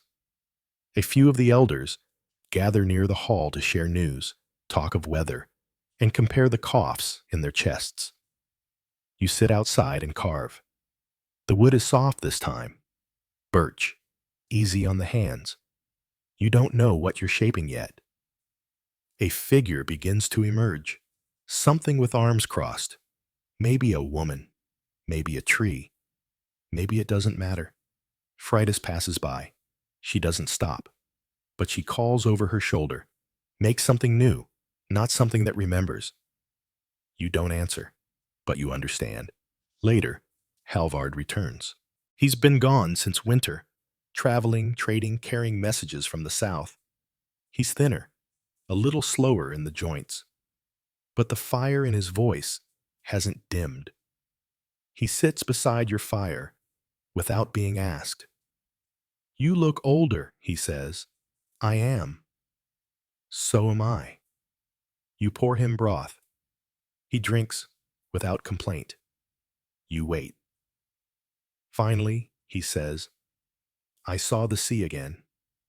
From cliffs so high, you couldn't hear the waves crash. He doesn't tell the rest. You know what's under those words. You'll go again? You ask. Maybe. Or maybe I'll stay until my beard turns white. You'd hate that, he smiles. But there's a weight behind it. You know, he says, some people think the wound makes you weaker. You raise an eyebrow. But I've seen you walk straighter than men with 2 good legs. You nod. It's not the wound that weakens, you reply. It's the forgetting. Halvard leans back, looks at the sky. The stars are just beginning to appear, scattered and trembling. You think that they'll come back? He asks, not naming anyone in particular. Some will. And Egil? You think of the bird you gave him, the way he took it without speaking. I hope he forgets the parts that don't need remembering. Halvard chuckles. You're turning into a skald. You shake your head. Skalds lie. And you don't? You gesture to your leg. This doesn't lie. You sit there long after Halvard leaves. The night settles. The fire burns low. The wound pulses, and somewhere far off, across a sea you can no longer cross, a ship moves toward a place that has not yet been named. The summer heat has deepened. Not the scorching heat of the south, but the slow, steady kind that soaks into the bones of the hills, baking the grass dry and stretching the days thin as thread. You rise with the sun and sleep when the coals finally give up their glow. Your leg aches more in heat than in cold. The scar pulls, a long tightness beneath the skin. You've learned to live with it. Some days, it feels like a rope knotted too close to the muscle. Other days, like nothing at all. But never gone. You've stopped thinking of the pain as something separate. It is part of you now. As much as your voice, as much as your hands. At the edge of the village, someone is repairing a roof. You can hear the hammering in uneven rhythm, fast, slow, pause. A boy's work. He's learning. You smile. The boats have been gone nearly 6 weeks. No word yet. No messengers. No sails on the horizon. Just waiting. You tell yourself that's normal. That there are winds to fight and harbors to hide in. That the sea is not cruel, only busy. But your hands betray you. You've carved the same figure 3 times this week and discarded each one. A woman with her head turned, hands clasped. You don't know why she keeps returning to your fingers. She isn't anyone you recognize, but she lingers. Maybe you've dreamt her. Maybe she's waiting too. Have you ever wondered how many hours are spent not fighting, not healing, not speaking, just waiting? How many lives pass, not in action, but in the silent counting of footsteps between one news and the next? Waiting has a weight all its own. You know this now. At the river, the boys still fish, but they're quieter. The stories have grown more cautious. Fewer jokes, fewer wild boasts. Egel's absence sits among them like a shadow that's shaped like hope. They do not speak of him in the past tense, but they glance at the water more often. You sit near them some days, not to teach, just to be there. Once, Askell asks, "Do you think they'll be back soon?" You shrug. "I've seen longer waits," you say. It's not a lie, but it isn't quite comfort either. That night, Freydis brings stew. She doesn't ask permission. She never has. She sets it by the fire, then sits on the floor, arms folded, legs crossed. She doesn't speak for a while, just watches the feel like it's about to confess something. Then she says, I had a dream." You wait. "It was Egel. He came to my door, but he was wet, soaking, and he didn't speak." You nod, not because you believe it's an omen, not because you dismiss it, just because she needed to say it. Dreams have their own language. She eats quietly. So do you. At the end of the meal, she pulls something from her pouch, a bit of blue cloth, stiff with salt. "A trader brought this. From the eastern coast," she says. "It was sewn into a bundle of flax." You recognize the pattern. The edge of the cloak. The one you gave Egel. You turn it in your fingers. There's a frayed edge where it tore. The dye has faded, but the weave is yours. Your jaw tightens, but you say nothing. Because the sea gives things back sometimes, and sometimes it doesn't. The cloth doesn't mean anything, or maybe it means everything. You place it on the hearthstone. Freydis watches you for a moment, then stands. "Good night," she says. You don't reply. Not because you're angry, because you don't trust your voice. When she's gone, you stare at the fire for a long time. The cloth lies there, blue against stone, like a piece of sky caught in ash. You do not cry. You haven't cried since the day your father died with a log across his chest and a smile on his face. But you feel something close to crying, like a weight leaning inward. The next morning, the wind shifts. It comes from the north now, sharp, carrying the scent of pine, salt, and something else. Metal? Smoke? You stand at the ridge, and you see it. A single sail, white against the horizon. No dragon's head, just canvas. Moving slow, but steady. You do not run. You cannot, but you walk faster than you should. By the time you reach the dock, half the village is there. Some silent, some shouting. A few already weeping. The boat draws closer, weathered, salt-worn, half its shields gone, and when it finally reaches the pier, there are only 9 men aboard, 9, from 3 ships. You search their faces, one by one, and then you see him. Egel, standing at the mast, thinner, darker, hair longer, one eye swollen shut, a scar on his cheek. But standing. Your leg nearly gives, but you do not fall. He steps off the boat. You meet him at the shoreline. Neither of you speaks. He takes the blue scrap of cloth from his belt. The one Freydis thought had been lost. This is the other half. He presses it into your hand. "I came back," he says. "I see that." Then he leans into you, not falling, just resting. Like he knows you'll hold the weight, even if only for a moment. And you do. You walk home together. Slowly. 2 men with scars. One newer. One older. But both still walking. And that night, You carve again. Not a bird, not a bear, but two figures, one leaning, one holding, and the rain does not fall, and the wound does not ache, and you sleep. The harvest moon rises full over the fjord, its yellow light stretching across the water like a hand reaching inland. It casts the longhouse roofs in silver, softens the stones, makes the sheep appear as pale shadows against the fields. You sit outside your home, carving by moonlight. The wood is dense, a piece of ash you've saved for weeks. Each stroke of your knife is slow, deliberate, without rush or hesitation. Inside, Egil sleeps. His breath is even now, deep. But it wasn't when he first returned. It took days for the fever to break. He had no visible wounds, only the one on his face, and even that had begun to fade. But whatever happened out there on the sea, in the fire and blood and dark forests, beyond the edge of maps, it followed him home like smoke clings to cloth. He didn't speak for the first 3 days.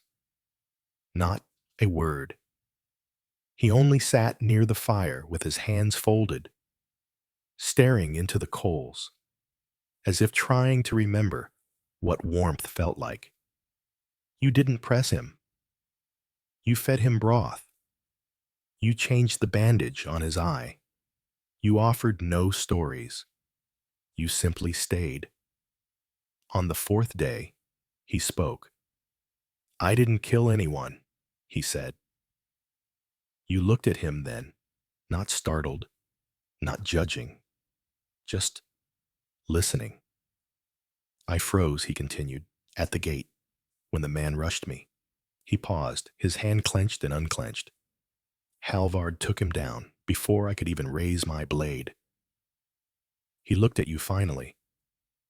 "Am I a coward?" You answered with a question. "Did you run?" He shook his head. "No." "Did you hide?" "No." "Did you leave your men behind?" "No." You nodded. Then you stood. "That's enough." He didn't reply, but that night he slept soundly for the first time. Have you ever watched a young man return home and realize the war he fought didn't end with the last blow? That it followed him into every meal, every silence, every glance from his mother's eyes? You've seen it in others. You see it in him now. He walks with a new weight, not in his legs, but in his shoulders. Some evenings, he speaks more. He tells you of the river crossing that nearly claimed them all, of the rain that didn't stop for 5 days, of the old man in the foreign village who begged in a language no one understood. He doesn't speak of blood. He doesn't need to. One night, as you sit together by the fire, he asks, "Why didn't you ever go again?" You stir the coals gently. "I didn't need to." He frowns. "But didn't you miss it?" You consider your answer. "I missed the part before the wound, the part where the world was big, and I still thought I needed to carve my name into it with steel. And now? Now I carve other things." You hand him the figure you've been shaping. It's him, though not a perfect likeness.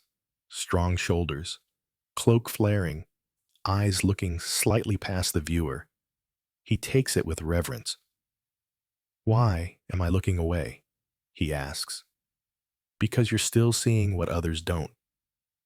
He nods once, slowly. The next day, he joins the other boys at the river. He doesn't speak much, but when one of them fumbles with his line, Egil reaches over and adjusts it, calm and sure. You watch from a distance, and you see it. He has stepped into the place you once held, not by force, not by choice, but by quiet necessity. And the others follow. Freydis visits that evening. She says nothing at first, just takes her usual seat and warms her hands by the fire. Then she says he's healing. Yes. She looks at you. So are you. You smile. I suppose I am. She chuckles. Took you long enough. She leaves behind a bundle of herbs and half a wheel of cheese. I'll come again when the frost sets in. You walk her out. The moon is higher now, casting everything in silver again. She pauses near your gate. You should teach him more, she says.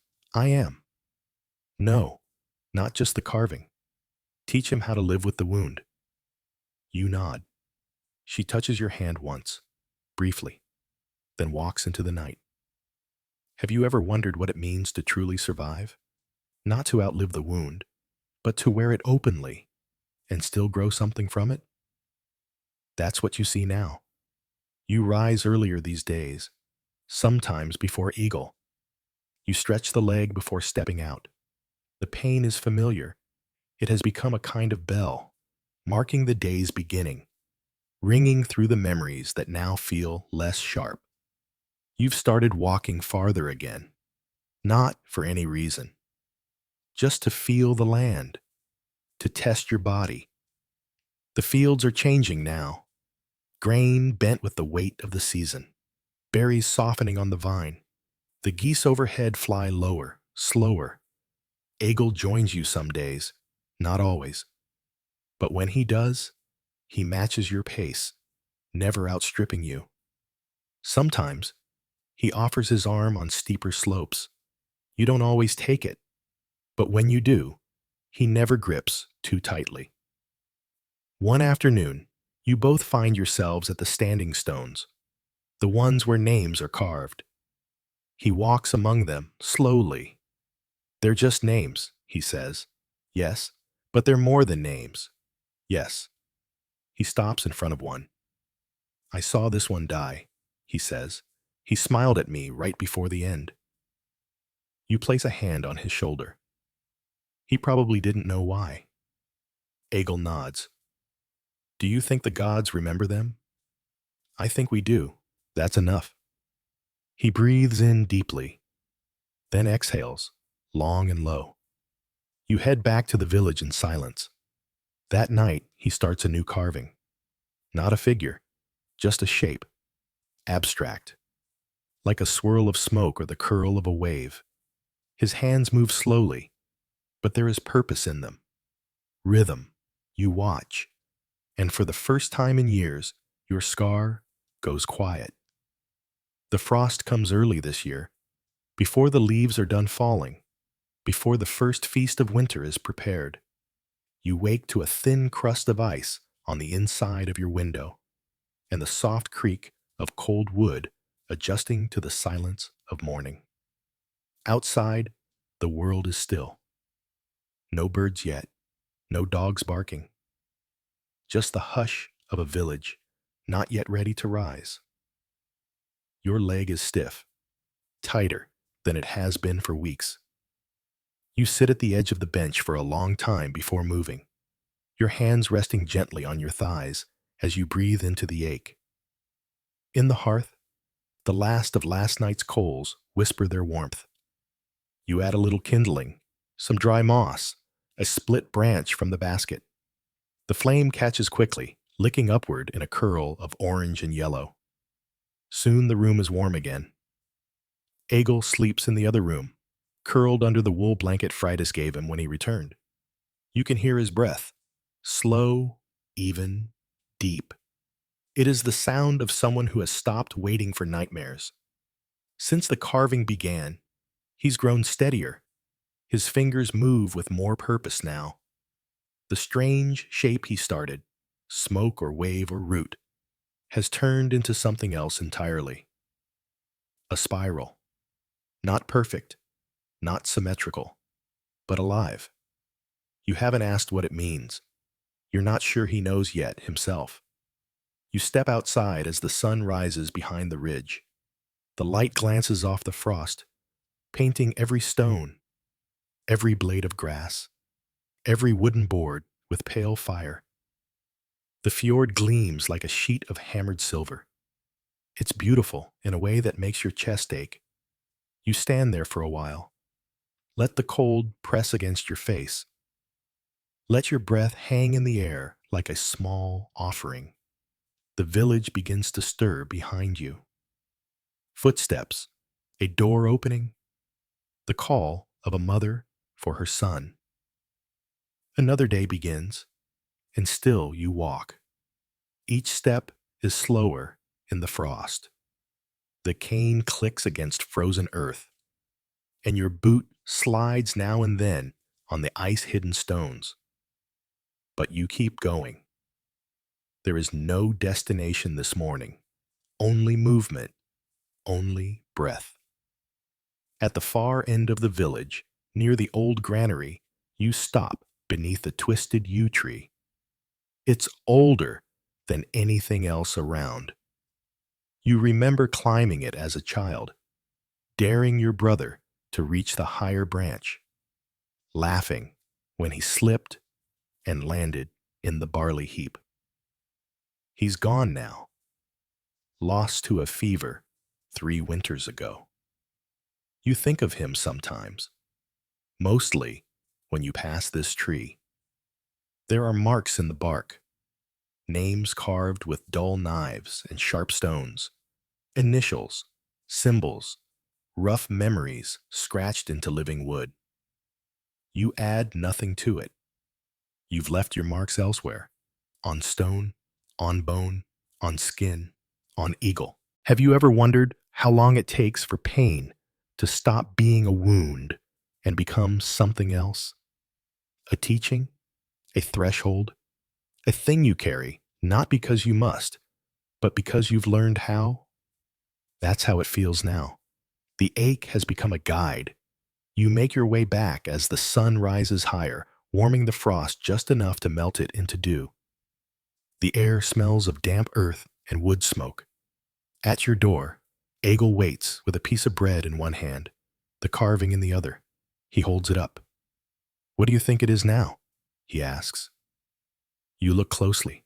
It's no longer abstract, no longer smoke or wave or root. It's a path, twisting, bending, doubling back, leading into itself. "It's the way home," you say. He nods. "That's what I thought too." You sit together near the hearth and eat. The bread is dry but hearty, with just enough salt to keep you chewing slowly. You notice he doesn't flinch when the fire cracks sharply. He doesn't glance toward the door like he used to. He's here now, fully. Later, he gathers his things and goes to the hall. He's been teaching the youngest boys how to shape flint into blades. It's slow work, dull work, but they listen to him. Because he listens first. You watch him go, and you smile. You spend the rest of the morning carving a new figure. It's not a warrior, not a god, not even a creature from story. It's a man sitting by a fire, legs crossed, hands resting on his knees, eyes closed, listening.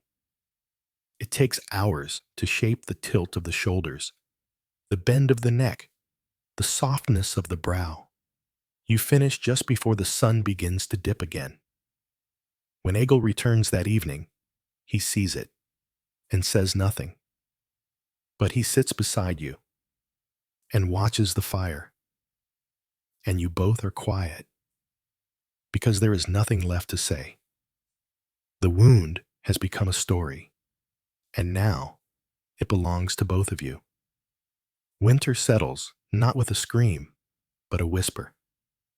The first snows fall overnight, just a dusting, barely thick enough to track. But when you step outside in the morning, everything is muted. Footsteps make no sound. The trees wear white caps. Even the goats look stunned, blinking into the light like creatures who've forgotten that snow ever existed. You press your cane into the new snow and feel the cold through the wood. Your breath curls in front of you in thin trails, pale and slow. The leg aches with a different rhythm now, fuller, heavier, as if the cold pulls the wound deeper into you. But you walk anyway, always. Egil trails behind you this morning, arms full of kindling. his face red from chopping. His stride is wide, strong, confident, but he still steps quietly when he walks beside you. Not out of fear, out of habit, out of respect. You've stopped thinking of him as the boy who left and started seeing him as the man who returned. He still sleeps near your hearth when the wind howls, still whittles in the evenings, still shapes his strange spiral forms into wood and stone and, recently, horn. But now, others come to him for teaching, even the older ones. They ask how to wrap fingers around a blade without clenching too tight, how to brace against recoil, how to breathe when a moment threatens to overwhelm. He doesn't speak much, but when he does, they listen. Because now they can see the wound too, not in his body, but in the weight behind his words. Today is the first day of proper snow. You help the others hang meat in the smokehouse. You stack firewood. You fix a broken hinge on the storage chest near the well. These things used to leave you exhausted, but now your body understands the rhythm. It no longer fights the wound, it moves with it, like a river bends around a stone. After the chores are done, Egil sits with you by the fire and sets a new carving in your hands. It's a bird, wings open, not flying, just lifted, hovering in stillness. You turn it over slowly. It's light, balanced, every feather shaped with care. Why this one, you ask? I saw a hawk this morning, he says, perched on the yew tree. It didn't fly. It just watched. You nod. You watched it? He nods, longer than I meant to. You smile. Sometimes that's the only lesson worth learning. Have you ever held something in your hands and realized it says everything you've tried to say for years? That's what this bird feels like, a shape that holds silence inside it. That night, Freydis visits with honeyed bread. She says nothing of why. She sits by the fire and lets the warmth reach her hands before removing her gloves. Her joints are swollen this season. The cold bites sharper than it used to. You've both gotten quieter, she says eventually, or the village has gotten louder. She snorts. Maybe. Or maybe we've all finally learned to listen. You break the bread in three and pass it around. Freydis eats slowly, her gaze drifting toward the carving Egil made. You carved that? She asks him. He nods. She studies it longer than you expect. Then says, that's the first thing I've seen in a while that didn't make me think of blood. Egil doesn't answer. But you see the way his fingers curl, slightly, just once, in his lap. After she leaves, you and Egil sit in the quiet. The fire burns low. The snow outside thickens. And he says, after a while, she's still afraid. You know who he means. She lost people, you say. So did we. But we came back. He doesn't reply right away. Then, sometimes, I'm not sure I did. You breathe in, hold it, let it out slowly. You want to tell him that returning is not a moment. It's a slow unfolding. That it takes longer than the journey out. You want to say that you felt the same. That sometimes, in the quiet of night, you still do. But you don't say it, because he knows. And because silence can carry more than words, if you let it. The next morning, Egil doesn't come to the hearth. He's gone before you wake. You find a note carved into a thin strip of birch bark left on the bench. Gone to the cliffs, need wind. You nod to yourself. You know the place he means. You've gone there too, many times, with your wound singing under the skin and your thoughts knotted too tightly to name. So you let him go. That day, you work alone. Patch a hole in the roof. Mend a pair of boots. The quiet feels larger without him, but not emptier, just different. By dusk, the snow stops. The clouds part. The sky above the fjord turns the color of copper and deep plum. You walk to the edge of the ridge and see his figure returning, a silhouette against the last light. He's walking slowly, but not like he's tired, like he's thinking. When he reaches you, he doesn't speak, just hands you a stone, flat, polished, a spiral carved into its center. This was in the earth, he says, already shaped. You nod, or waiting to be found. That night, you place it on the shelf above the fire, next to the bird, next to the combs, next to the bear. You sit beside Egil, and neither of you speaks, because some wounds no longer need to. The first deep snow comes in silence. It falls through the night, slow and steady, muffling the world in a thick white hush. When you wake, your window is framed in frost, and the roof groans softly under the weight above. Outside, the shapes of the village have changed. The fences look lower, the firewood piles now gentle white hills. Everything has softened. You sit by the fire, rolling warmth back into your joints, coaxing breath into your limbs.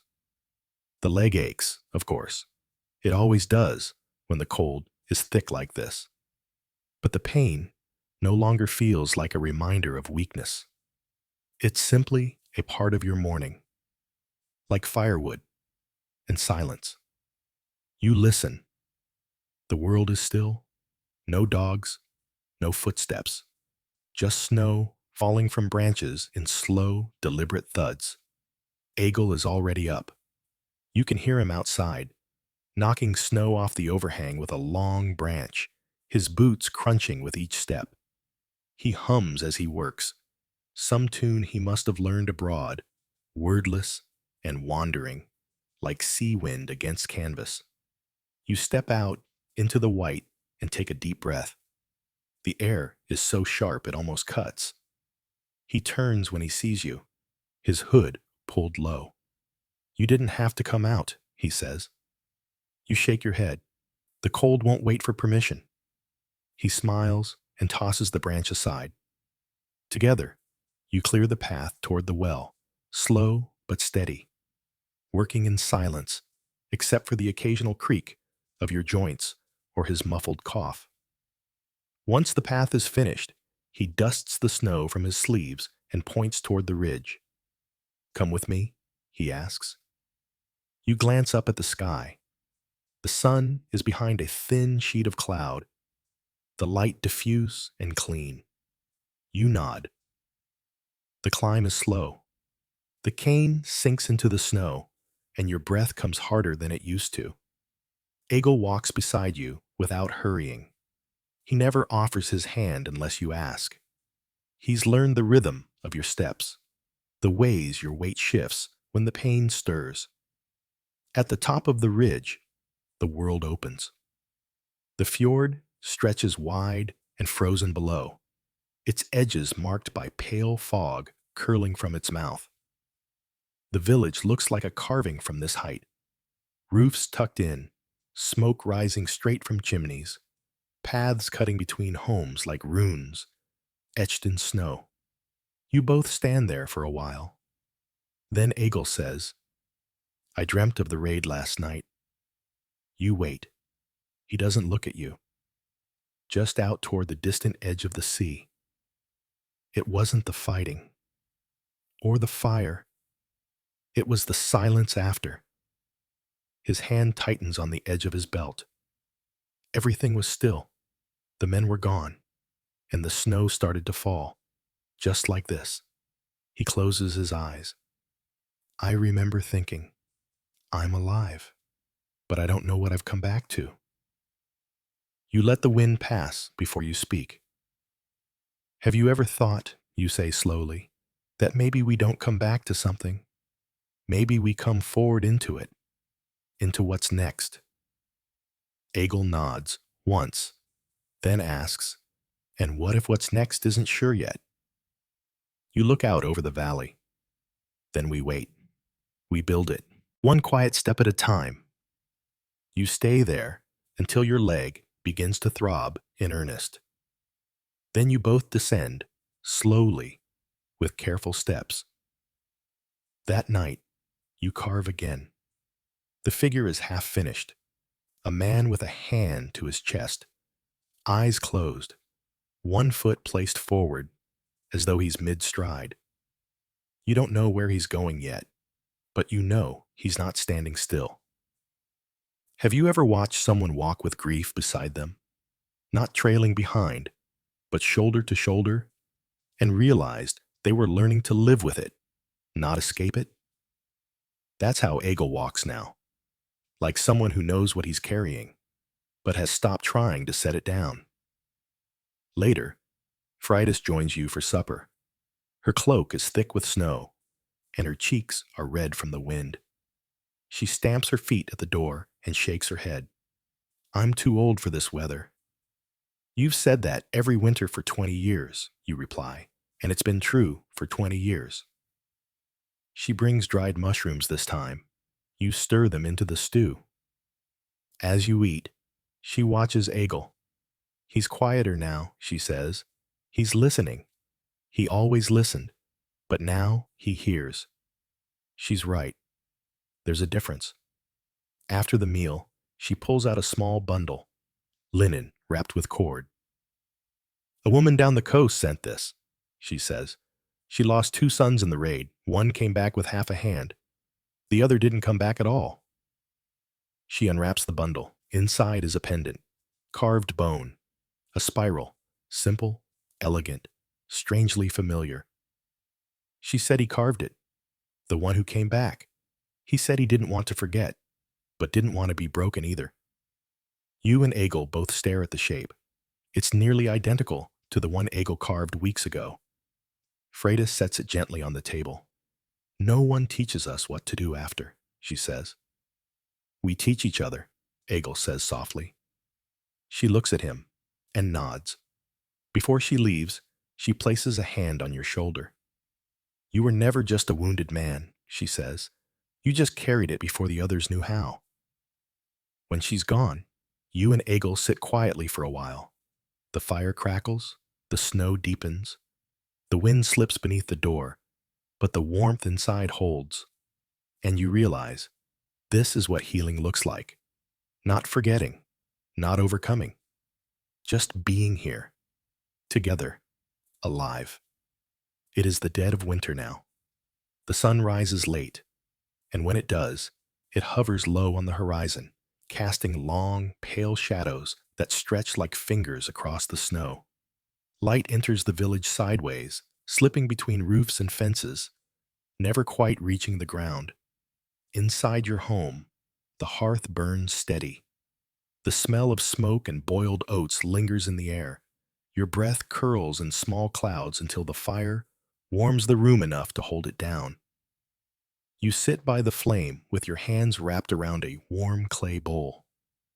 Across from you, Egil is repairing the lacing on a leather boot, his fingers quick despite the cold. He doesn't speak much these days, but it's a different kind of quiet than the one he carried home. That silence was hollow, like a cup turned upside down. This one is full, like a stone resting at the bottom of a river, unmoved but settled. You remember when your silence changed too. When it stopped being about what you couldn't say, and became about what didn't need to be said anymore. Outside, the wind whistles through the beams of the longhouse. The snow is packed tight now, too deep to step into without sinking past the ankles. Paths are carved between the buildings, narrow trails where people pass in single file. The air smells clean, cold, and sharp, like iron before it struck. Egil glances at you after a while. Freydis says the spring melt will come early, he says. You nod. It always feels that way in the deep of winter. He sets the boot aside. And when it comes, you know what he's asking. What then? He adds, softer. You lean back slightly, the warmth of the fire easing the tension in your spine. When the ice melts, you say, we test our weight again. We step out slowly, We find the old paths buried beneath the mud, and we walk them anyway. He picks up the boot again, but he's not working now, just holding it. Do you think I'll ever stop carrying it? You meet his gaze. Do you want to? He thinks about that, then shakes his head. Not if it means forgetting. Then no, you say. You won't stop carrying it, but you'll learn how to shift it, where to place it so it doesn't break your back. He nods once. Then, after a while, I want to teach. You smile, not with surprise, but with a quiet kind of pride that sits somewhere behind your ribs. You already do. But I want to do more, he says, for the ones who haven't gone yet, for the ones who may never go. You set your bowl down, lean forward. What would you teach first? He answers, without pause. To watch, to listen before they move, to know when not to lift the blade. You nod. That's enough for a lifetime, you say. That night, the snow deepens again. Thick flakes fall for hours, turning the world outside into a slow, swirling hush. You lie awake for a while, watching the shadow of the firelight on the beams above your head. Your leg throbs, not from injury, but from memory. A soft ache, a whisper. You think of the night you were wounded, the mud, the shouting, the cold, but not as pain anymore, not even as loss. Just a beginning, a threshold, a line you crossed and never went back over. You wonder, for the first time in a long time, if the gods marked that line with purpose, or if you simply stepped over it by chance and made meaning afterward. You sleep thinking of Egel's spiral carvings and how every circle returns to itself, but not in the same way. The next day, the sun is strong, though still cold. Ice glitters on the roofs. A small group of children gathers near the smokehouse, their boots too large, their cheeks red from wind.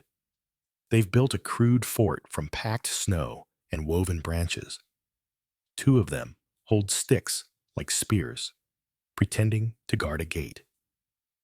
Egel kneels beside them, not interrupting, just watching. Eventually, one child asks him how to hold the stick better. He shows them, gently. No boasting, no laughter, just quiet teaching. You stand at a distance, your cane planted in the snow, and you watch.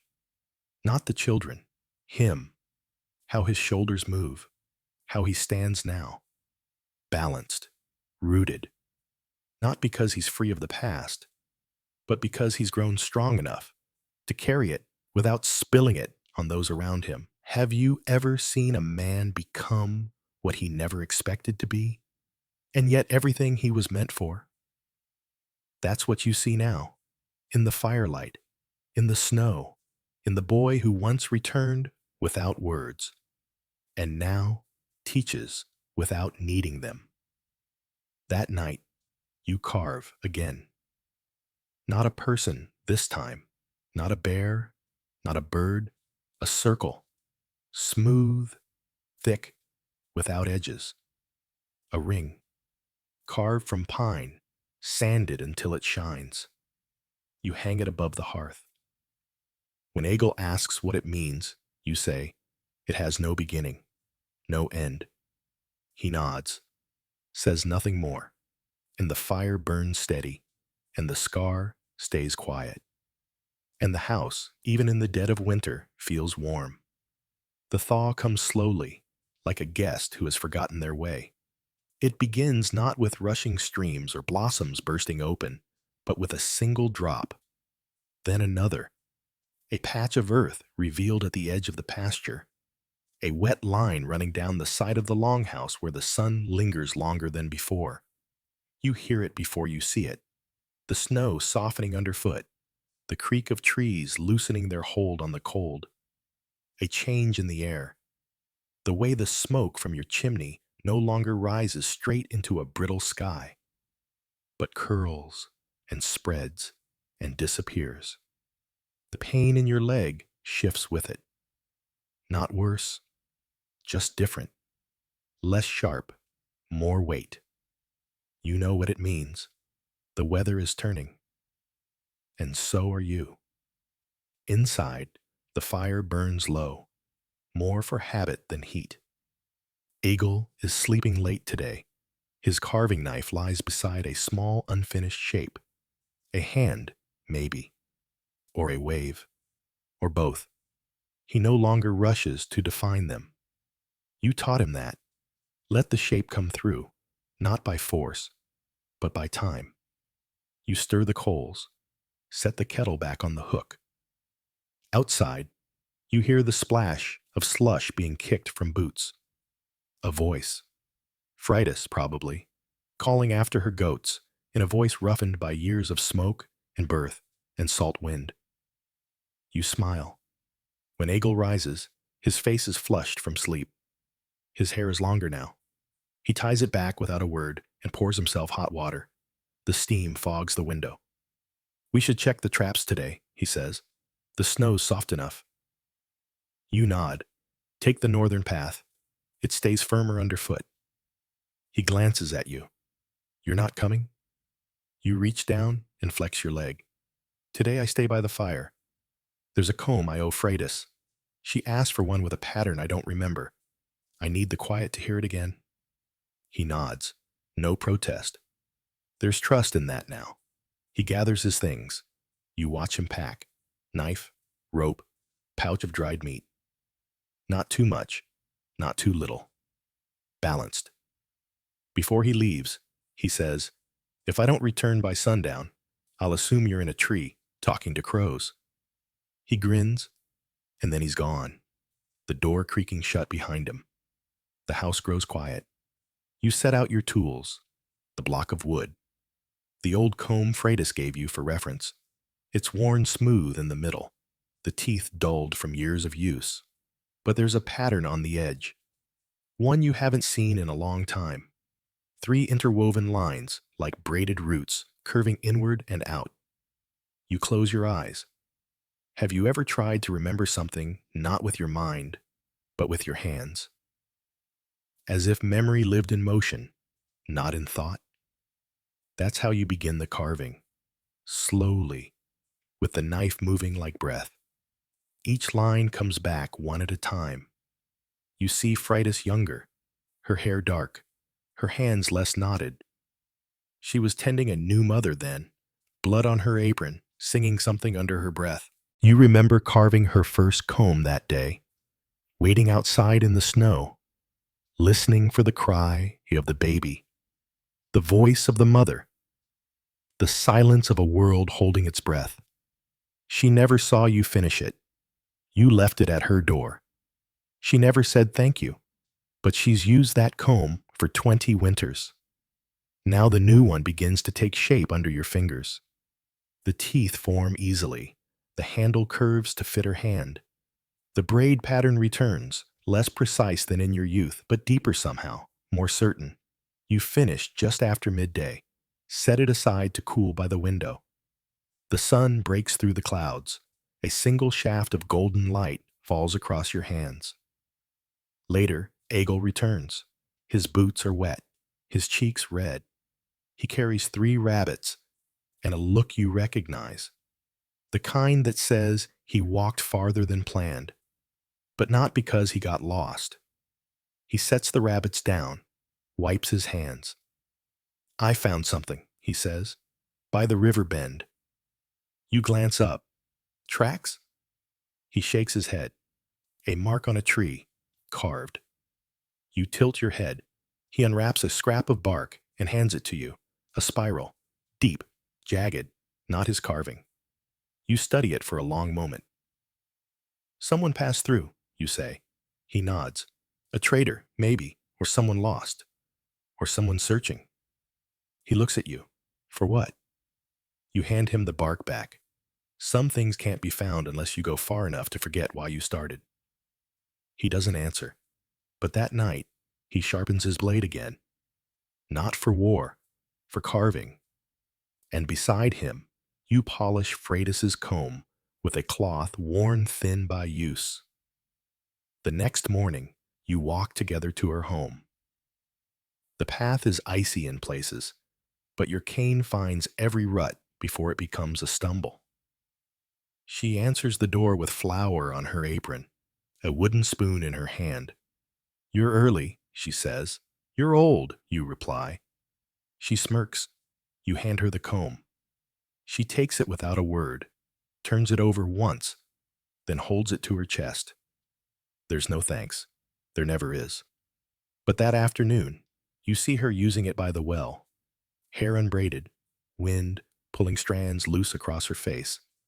And you think, this is how the wound becomes blessing, not by forgetting, but by shaping what comes after.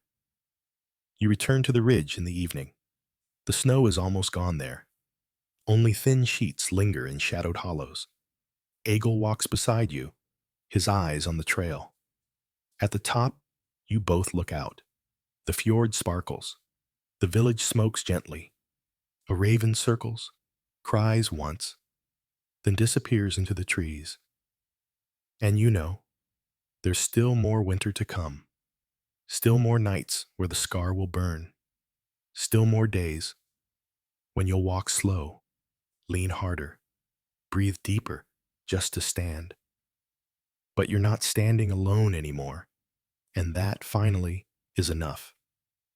There is a certain quiet that comes with early spring, quieter even than snowfall. It's not silence, exactly.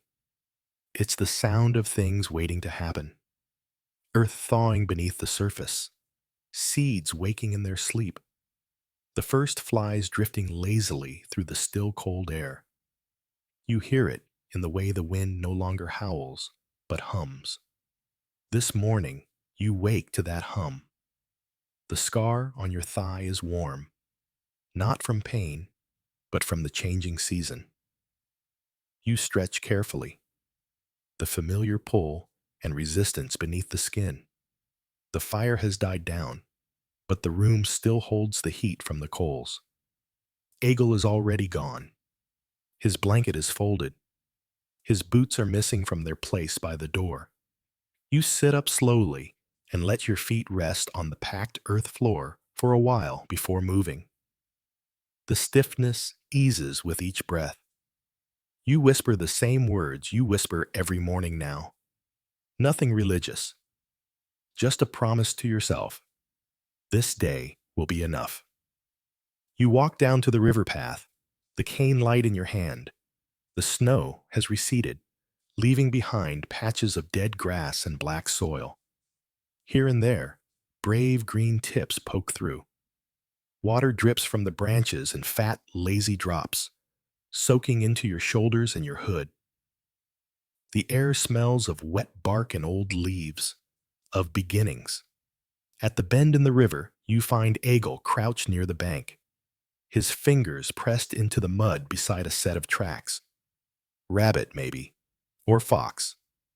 His hair falls forward as he studies the prints, and when he hears your steps, he glances over his shoulder. "You were right," he says. "The river's changed course, just slightly." You step up beside him and look down. The shape is familiar, but shifted, like someone's moved a piece of the world just a little while you weren't looking. "It always does," you reply. "Never the same river twice." He nods. Then, Freydis says the council is talking about building a new dock further down, past the shallows. You grunt. "They say that every year, but they've never liked working on sloped ground." Egil chuckles. "She says she's tired of watching the boats get stuck in the silt. Then she should start building herself." He grins. But you can see it. He's thinking, planning, not just the dock, bigger things. He's been different lately. Not restless, not wounded. Just turning, like a wheel beginning to move in a new direction. Have you ever seen someone come into their own not with noise, but with stillness? Not by shouting, but by stepping forward when no one asked them to. That's what Egil is becoming. You sit on a rock while he follows the tracks upstream. You can't walk that far today. The leg is tighter than usual, but that doesn't matter. You're content to sit and watch the light change across the water, to feel the way the sun breaks through the bare trees and lands on your hands like a quiet blessing. You run your fingers along the handle of the cane. It's smooth now, the carvings worn by years of use. You remember shaping it that first winter after the wound, how angry you'd been at needing it, how badly you'd wanted to throw it into the sea. Now, it feels like part of your arm. Egil returns before long. No rabbit, no fox, but with a handful of moss and a small stone shaped like an eye.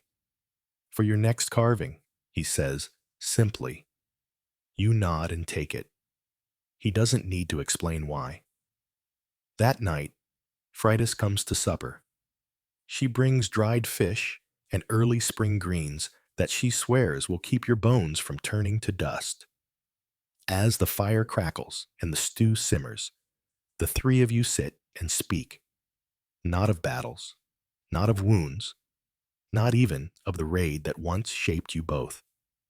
Instead, you talk about a girl who's begun to weave patterns into her tunics, about a goat who refuses to eat anything but cabbage, about a man down the coast who claims he saw a dragon in the hills.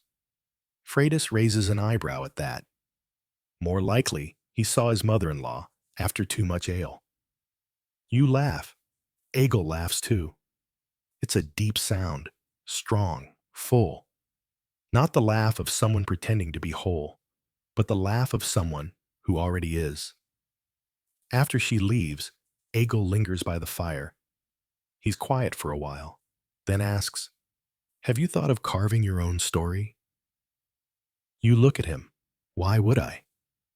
So it's not forgotten. You consider that. The wound, the pain, the silence, the carving, the returning. And then you shake your head. I don't think it was ever mine alone to tell. He nods.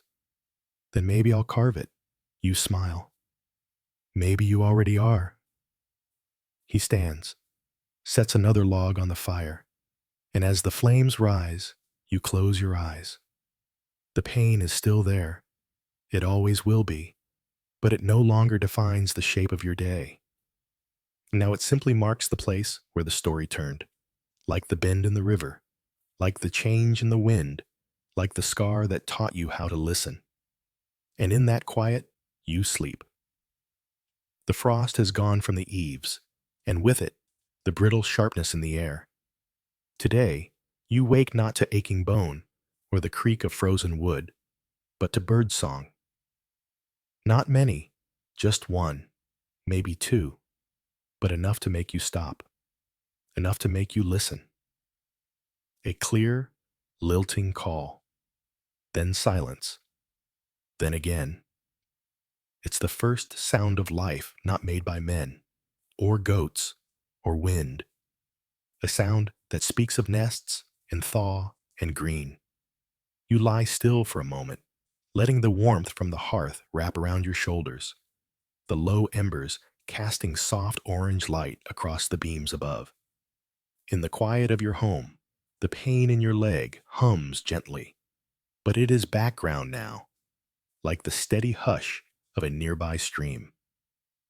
Present, but no longer overwhelming. A part of your landscape. You rise, stretch, and stand. Slowly, carefully, but with confidence. There are mornings when your balance surprises you. Today is one of them. Outside, the world is slick with meltwater. The snow has pulled back into shaded corners. Puddles gather along the path to the well, reflecting the pale blue sky overhead. Children splash through them barefoot, shrieking with laughter. You hear a woman scold half-heartedly, then give up. You smile. The village is stirring early today. There's chatter by the boats, some talk of mending nets and repairing oars. The smell of pitch is already in the air. The sea ice is breaking. Soon, the water will be open. Egil is in the distance, standing near the boathouse, speaking with two younger men. His arms move slowly, showing them how to tie something. His voice doesn't carry, but you don't need to hear. You know the cadence of instruction. Have you ever watched someone take the very thing that nearly broke them and shape it into something others can stand on? That's what he's doing now. You turn and walk the long path through the eastern fields. Your cane doesn't bite so deep into the earth now. The ground is softening. Beneath your feet, the world is waking. At the old ash tree, you sit. It's still bare, but the tips of its branches are swelling. The roots, once covered in snow, now curl over stone and earth, holding the hillside like an old hand. This is the place where you once sat for hours, carving with shaking fingers, trying to forget the feeling of iron in your leg. You had no name for what you felt then. Shame, perhaps, not for surviving, but for returning smaller than you'd left. Yet now, years later, you no longer see smallness, only change.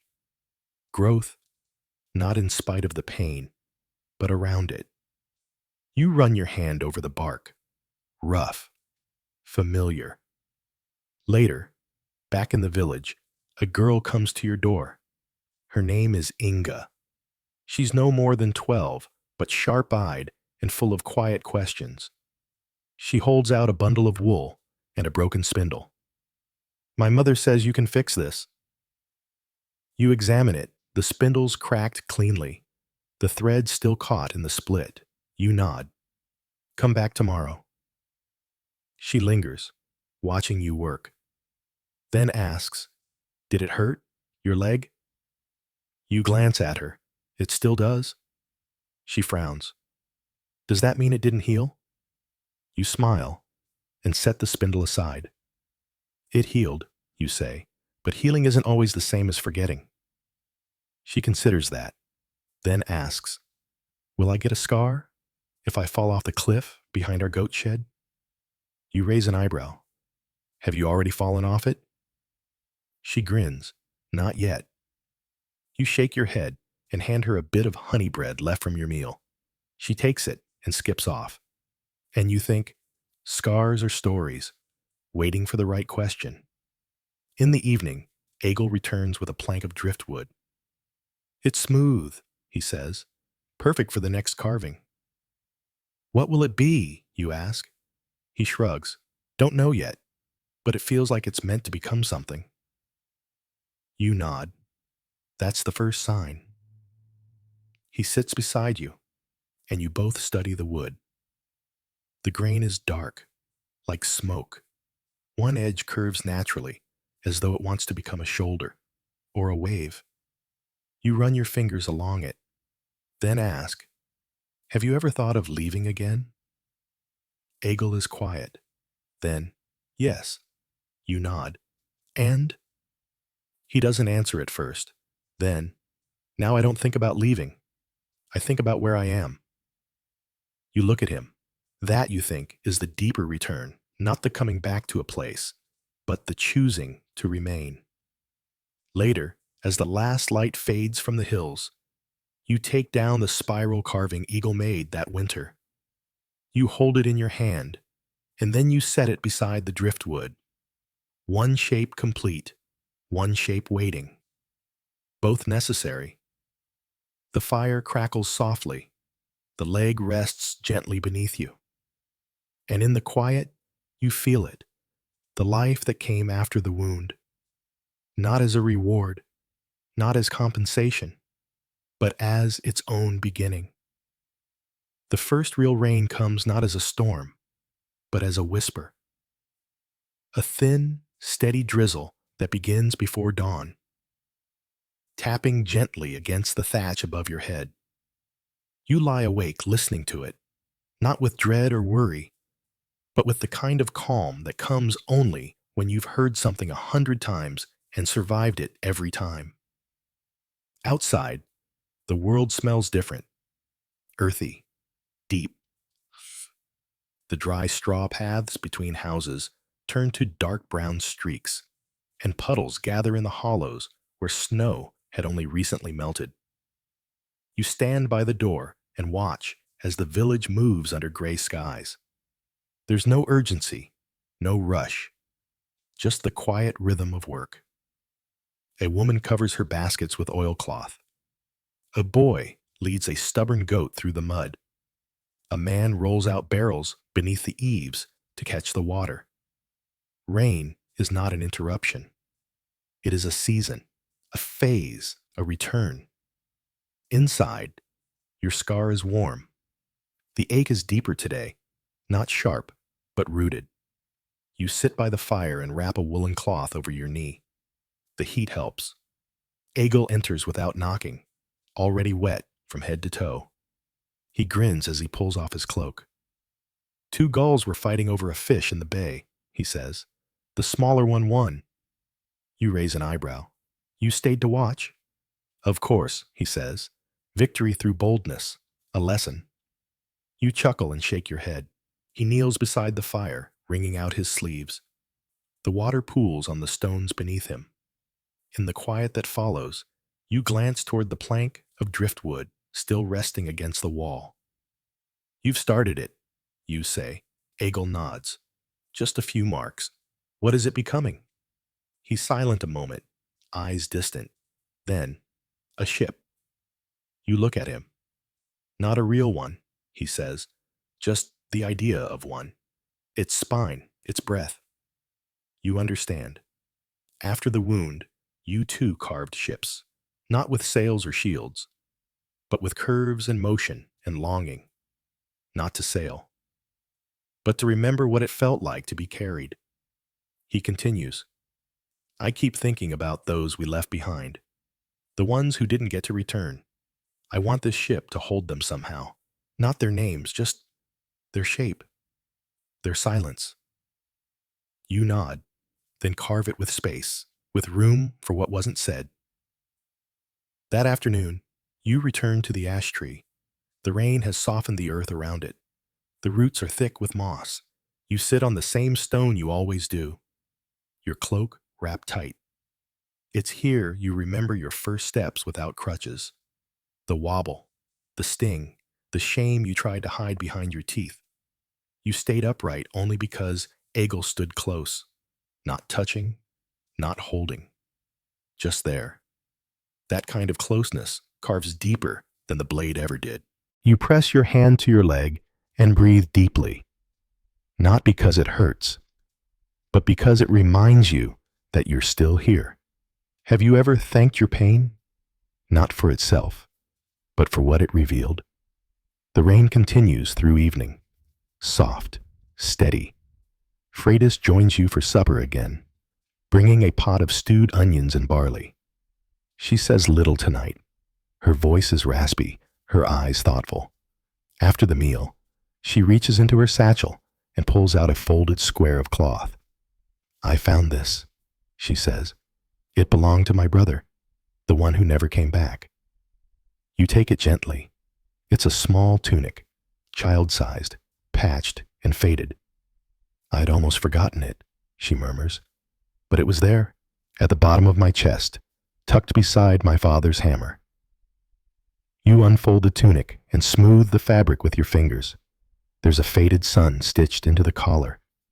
He used to say he would grow up to chase the sun, she says. She laughs once, quietly. He only ever made it to the Isles. You hand the cloth back. She doesn't take it. You keep it, she says. Your hands are steadier than mine. Carve his name into something if you feel like it, or don't. Just remember. You nod, too moved to speak. After she leaves, Egil doesn't speak for a long time. He just stares at the tunic laid across the table, one hand resting beside it. Finally, he says, "Do you think those who died feel the turning of the seasons? You consider it. I think they do. Through us. He looks up. You think we carry them? Not carry, you say. Continue. The rain slows. The coals burn low. And the village, heavy with sleep, holds its breath through the dark. You step outside before bed and look up. The clouds have broken just enough for a few stars to show, tiny lights in an ocean of gray.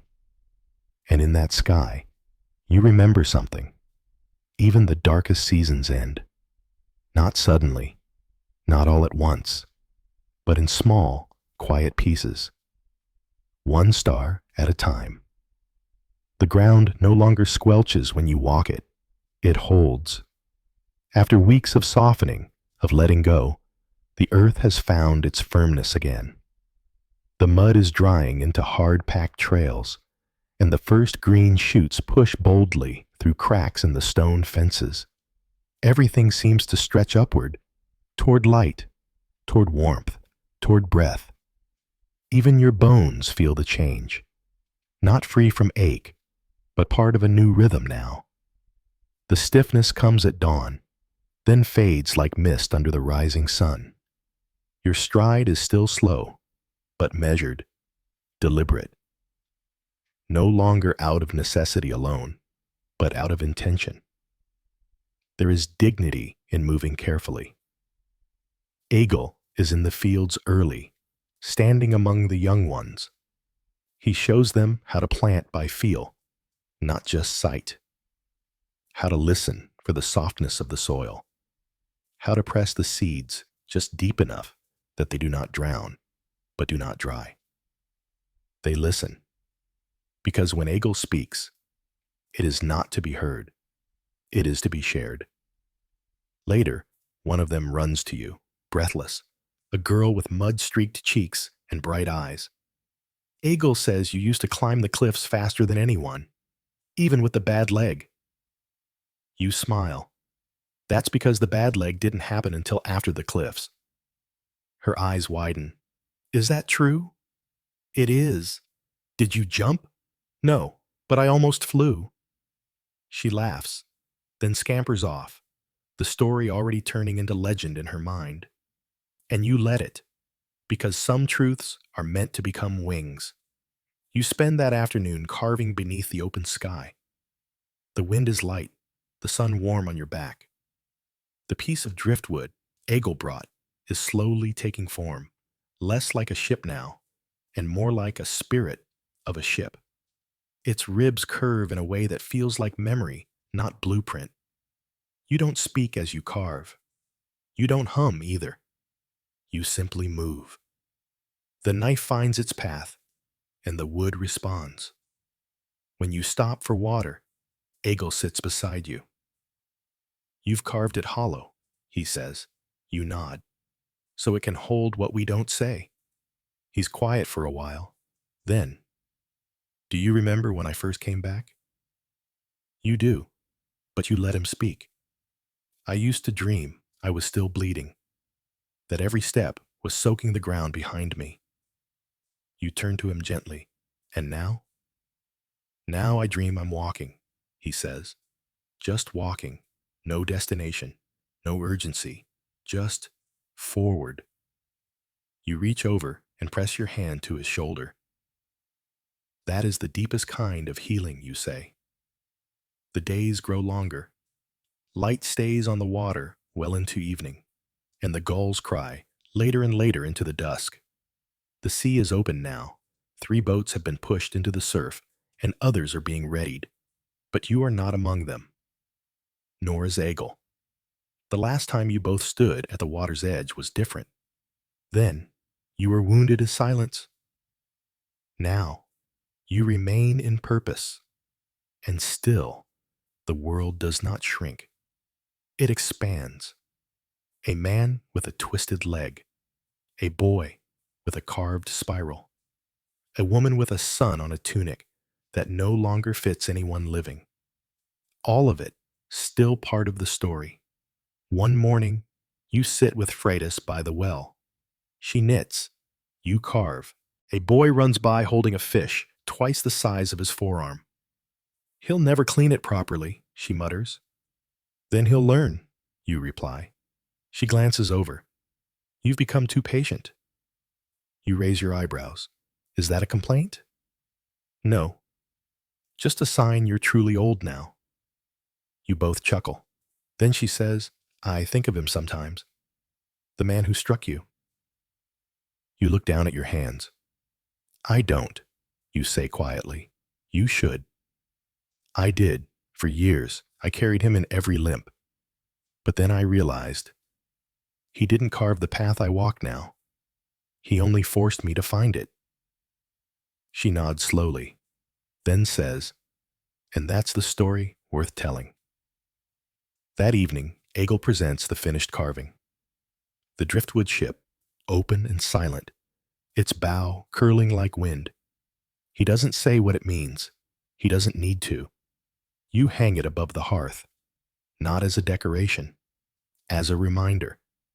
Not all journeys leave. Some remain. The next day, the girl Inga returns.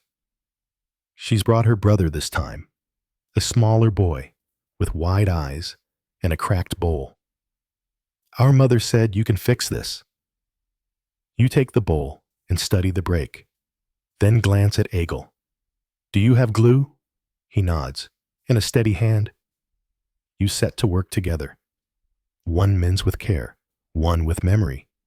When the bowl is whole again, you press a single carved line into the seam, a crack turned into a pattern, a flaw that holds beauty now. The boy stares in wonder, and you smile, because that is what you've become. Not just a man who returned, but one who stayed, one who taught the others how to stay too. There's a softness to the mornings now that only spring can bring, where the light arrives not with blinding clarity, but like a slow exhale across the fields. The days are no longer edged in frost. The air smells of wet wood, distant blossoms, and the salt of a sea that has remembered how to breathe. You wake early, not from pain, not from noise, but because the body has learned how to welcome the day again. You sit by the fire pit, running your hands along the grain of the cane you once carved in anger. Its worn wood is smooth from years of being leaned upon, not a symbol of failure, but of distance traveled. Egil is already outside, mending one of the carts. His hands, once eager and uncertain, now move with calm precision. He doesn't look up right away. He doesn't need to. There's no more fear in his silence, no more edge. The boy who came home limping is a man now, and he no longer walks in your shadow. He walks beside it. You step outside into the hush of the early hour, your leg tight, but no longer untrustworthy. The ground is dry beneath your feet, and the wind is warm. You listen for birds, for the sound of tools against the wood, for laughter carried across the rooftops. And then you walk, slowly, past the longhouse, past the well, past the ridge where winter once kept its hold on your bones, up the familiar slope to the ash tree. The one that stood as witness the day you sat with your grief cradled like an ember. The one that never asked for your story, only offered shade. Its leaves have returned, small and pale green, trembling in the breeze. You rest your hand against its trunk, and you feel the steady pulse of something older than memory. You let yourself lean into it, and you close your eyes. In your mind, you hear the clang of weapons, the breath of fear, the barked orders from a ship's deck. You see the flash of a blade, the taste of iron in your mouth, the hollow sky spinning as you fell. But then, you see what came after. The first breath in the longhouse, the sting of stitches, The months of silence, the carving knife in your hand, the boy who wouldn't speak but stayed, the girl with the broken spindle, the comb given without thanks, the driftwood ship, the bowl mended with gold. None of it was glorious, but all of it was whole. Have you ever considered that survival is not just the absence of death, but the practice of life? A ritual made of small days, slow changes, quiet choosing? A crow calls above you. You open your eyes and look up. It lands on the lowest branch and tilts its head toward you, as if recognizing something. Perhaps it's the cane, perhaps it's the scar, or perhaps it's just the smell of bread baking from the homes below. You chuckle. When you return to the village, people are gathered near the water, not for a launch, not for a raid, but for the naming of a new boat. One built by hands that once trembled, guided by a man who once fled from mirrors. The boat is modest, its hull shallow, made for fishing and trade, not war. Its name is carved in runes on the bow. Egil chose them himself. You step forward and run your fingers over the lines. Not his name, not yours, not even the village's, just one word. Afterward. You say nothing, just nod, and he knows that you understand. The villagers begin to place gifts into the boat. A coil of rope, a jar of salt, a lucky stone. Freydis places a carved amulet into the stern. She says nothing either, but she touches your arm briefly as she passes. Egil waits until the rest have gone before turning to you. I'm not leaving, he says. You raise an eyebrow. Good. He grins. But the boat will. Someone will take it, sail it down the coast, maybe bring back honey or stories. You sit beside him on the low dock, your feet just above the water. You'll teach them? You ask. He nods. You watch the water lap gently at the posts. For a long time, neither of you speak. Then, do you remember the worst part? He asks. You close your eyes. The stillness, he nods. And the best? You breathe deeply. The first time I laughed again. You turn to him. And you? Egil stares out at the sea. I think it was when I stopped measuring how far I'd fallen and started measuring how far I'd come. A gull crees overhead. The sun is high now. The wind has picked up. A child runs past with a bundle of herbs, shouting that the healer says the nettles are ready for boiling. Somewhere, a goat complains about something it doesn't understand. You stand slowly. The leg complains, but less than it used to. You look at the boat again. Then at Egil. You're not the boy who came back, you say. He meets your gaze. And you're not the man who couldn't walk. You nod once. You leave the dock together. Not limping, not racing, just walking. Later that night, as the fire settles into embers, you sit alone and finish the last piece of carving. A sliver of ash wood, smoothed thin, with a spiral etched into one side, and the runes of the word afterward on the other. You hang it above the doorway. No one will ask what it means, and you won't need to explain, because some wounds never close, and still, they do not stop you from living. Instead, they become the story itself, the doorway through which you returned, the mark not of ruin, but of grace. Would you like me to stop here, or continue with a reflective epilogue? There comes a season after the last, that quiet turning not marked by frost or bloom, but by the way light lingers in unexpected places. A warmth in the bones before the sun even rises. A stillness in the chest that feels not like waiting, but arriving. The village moves as it always has. Children learning the rhythm of tools, elders bending over gardens, the sea whispering her old stories to whoever will listen. But something has shifted. Something not loud, not grand, just steady. Your hands are slower now, but still sure. The cane rests beside your chair more often than beneath you. Not because the pain is gone, but because you've learned its measure, its ebb and flow.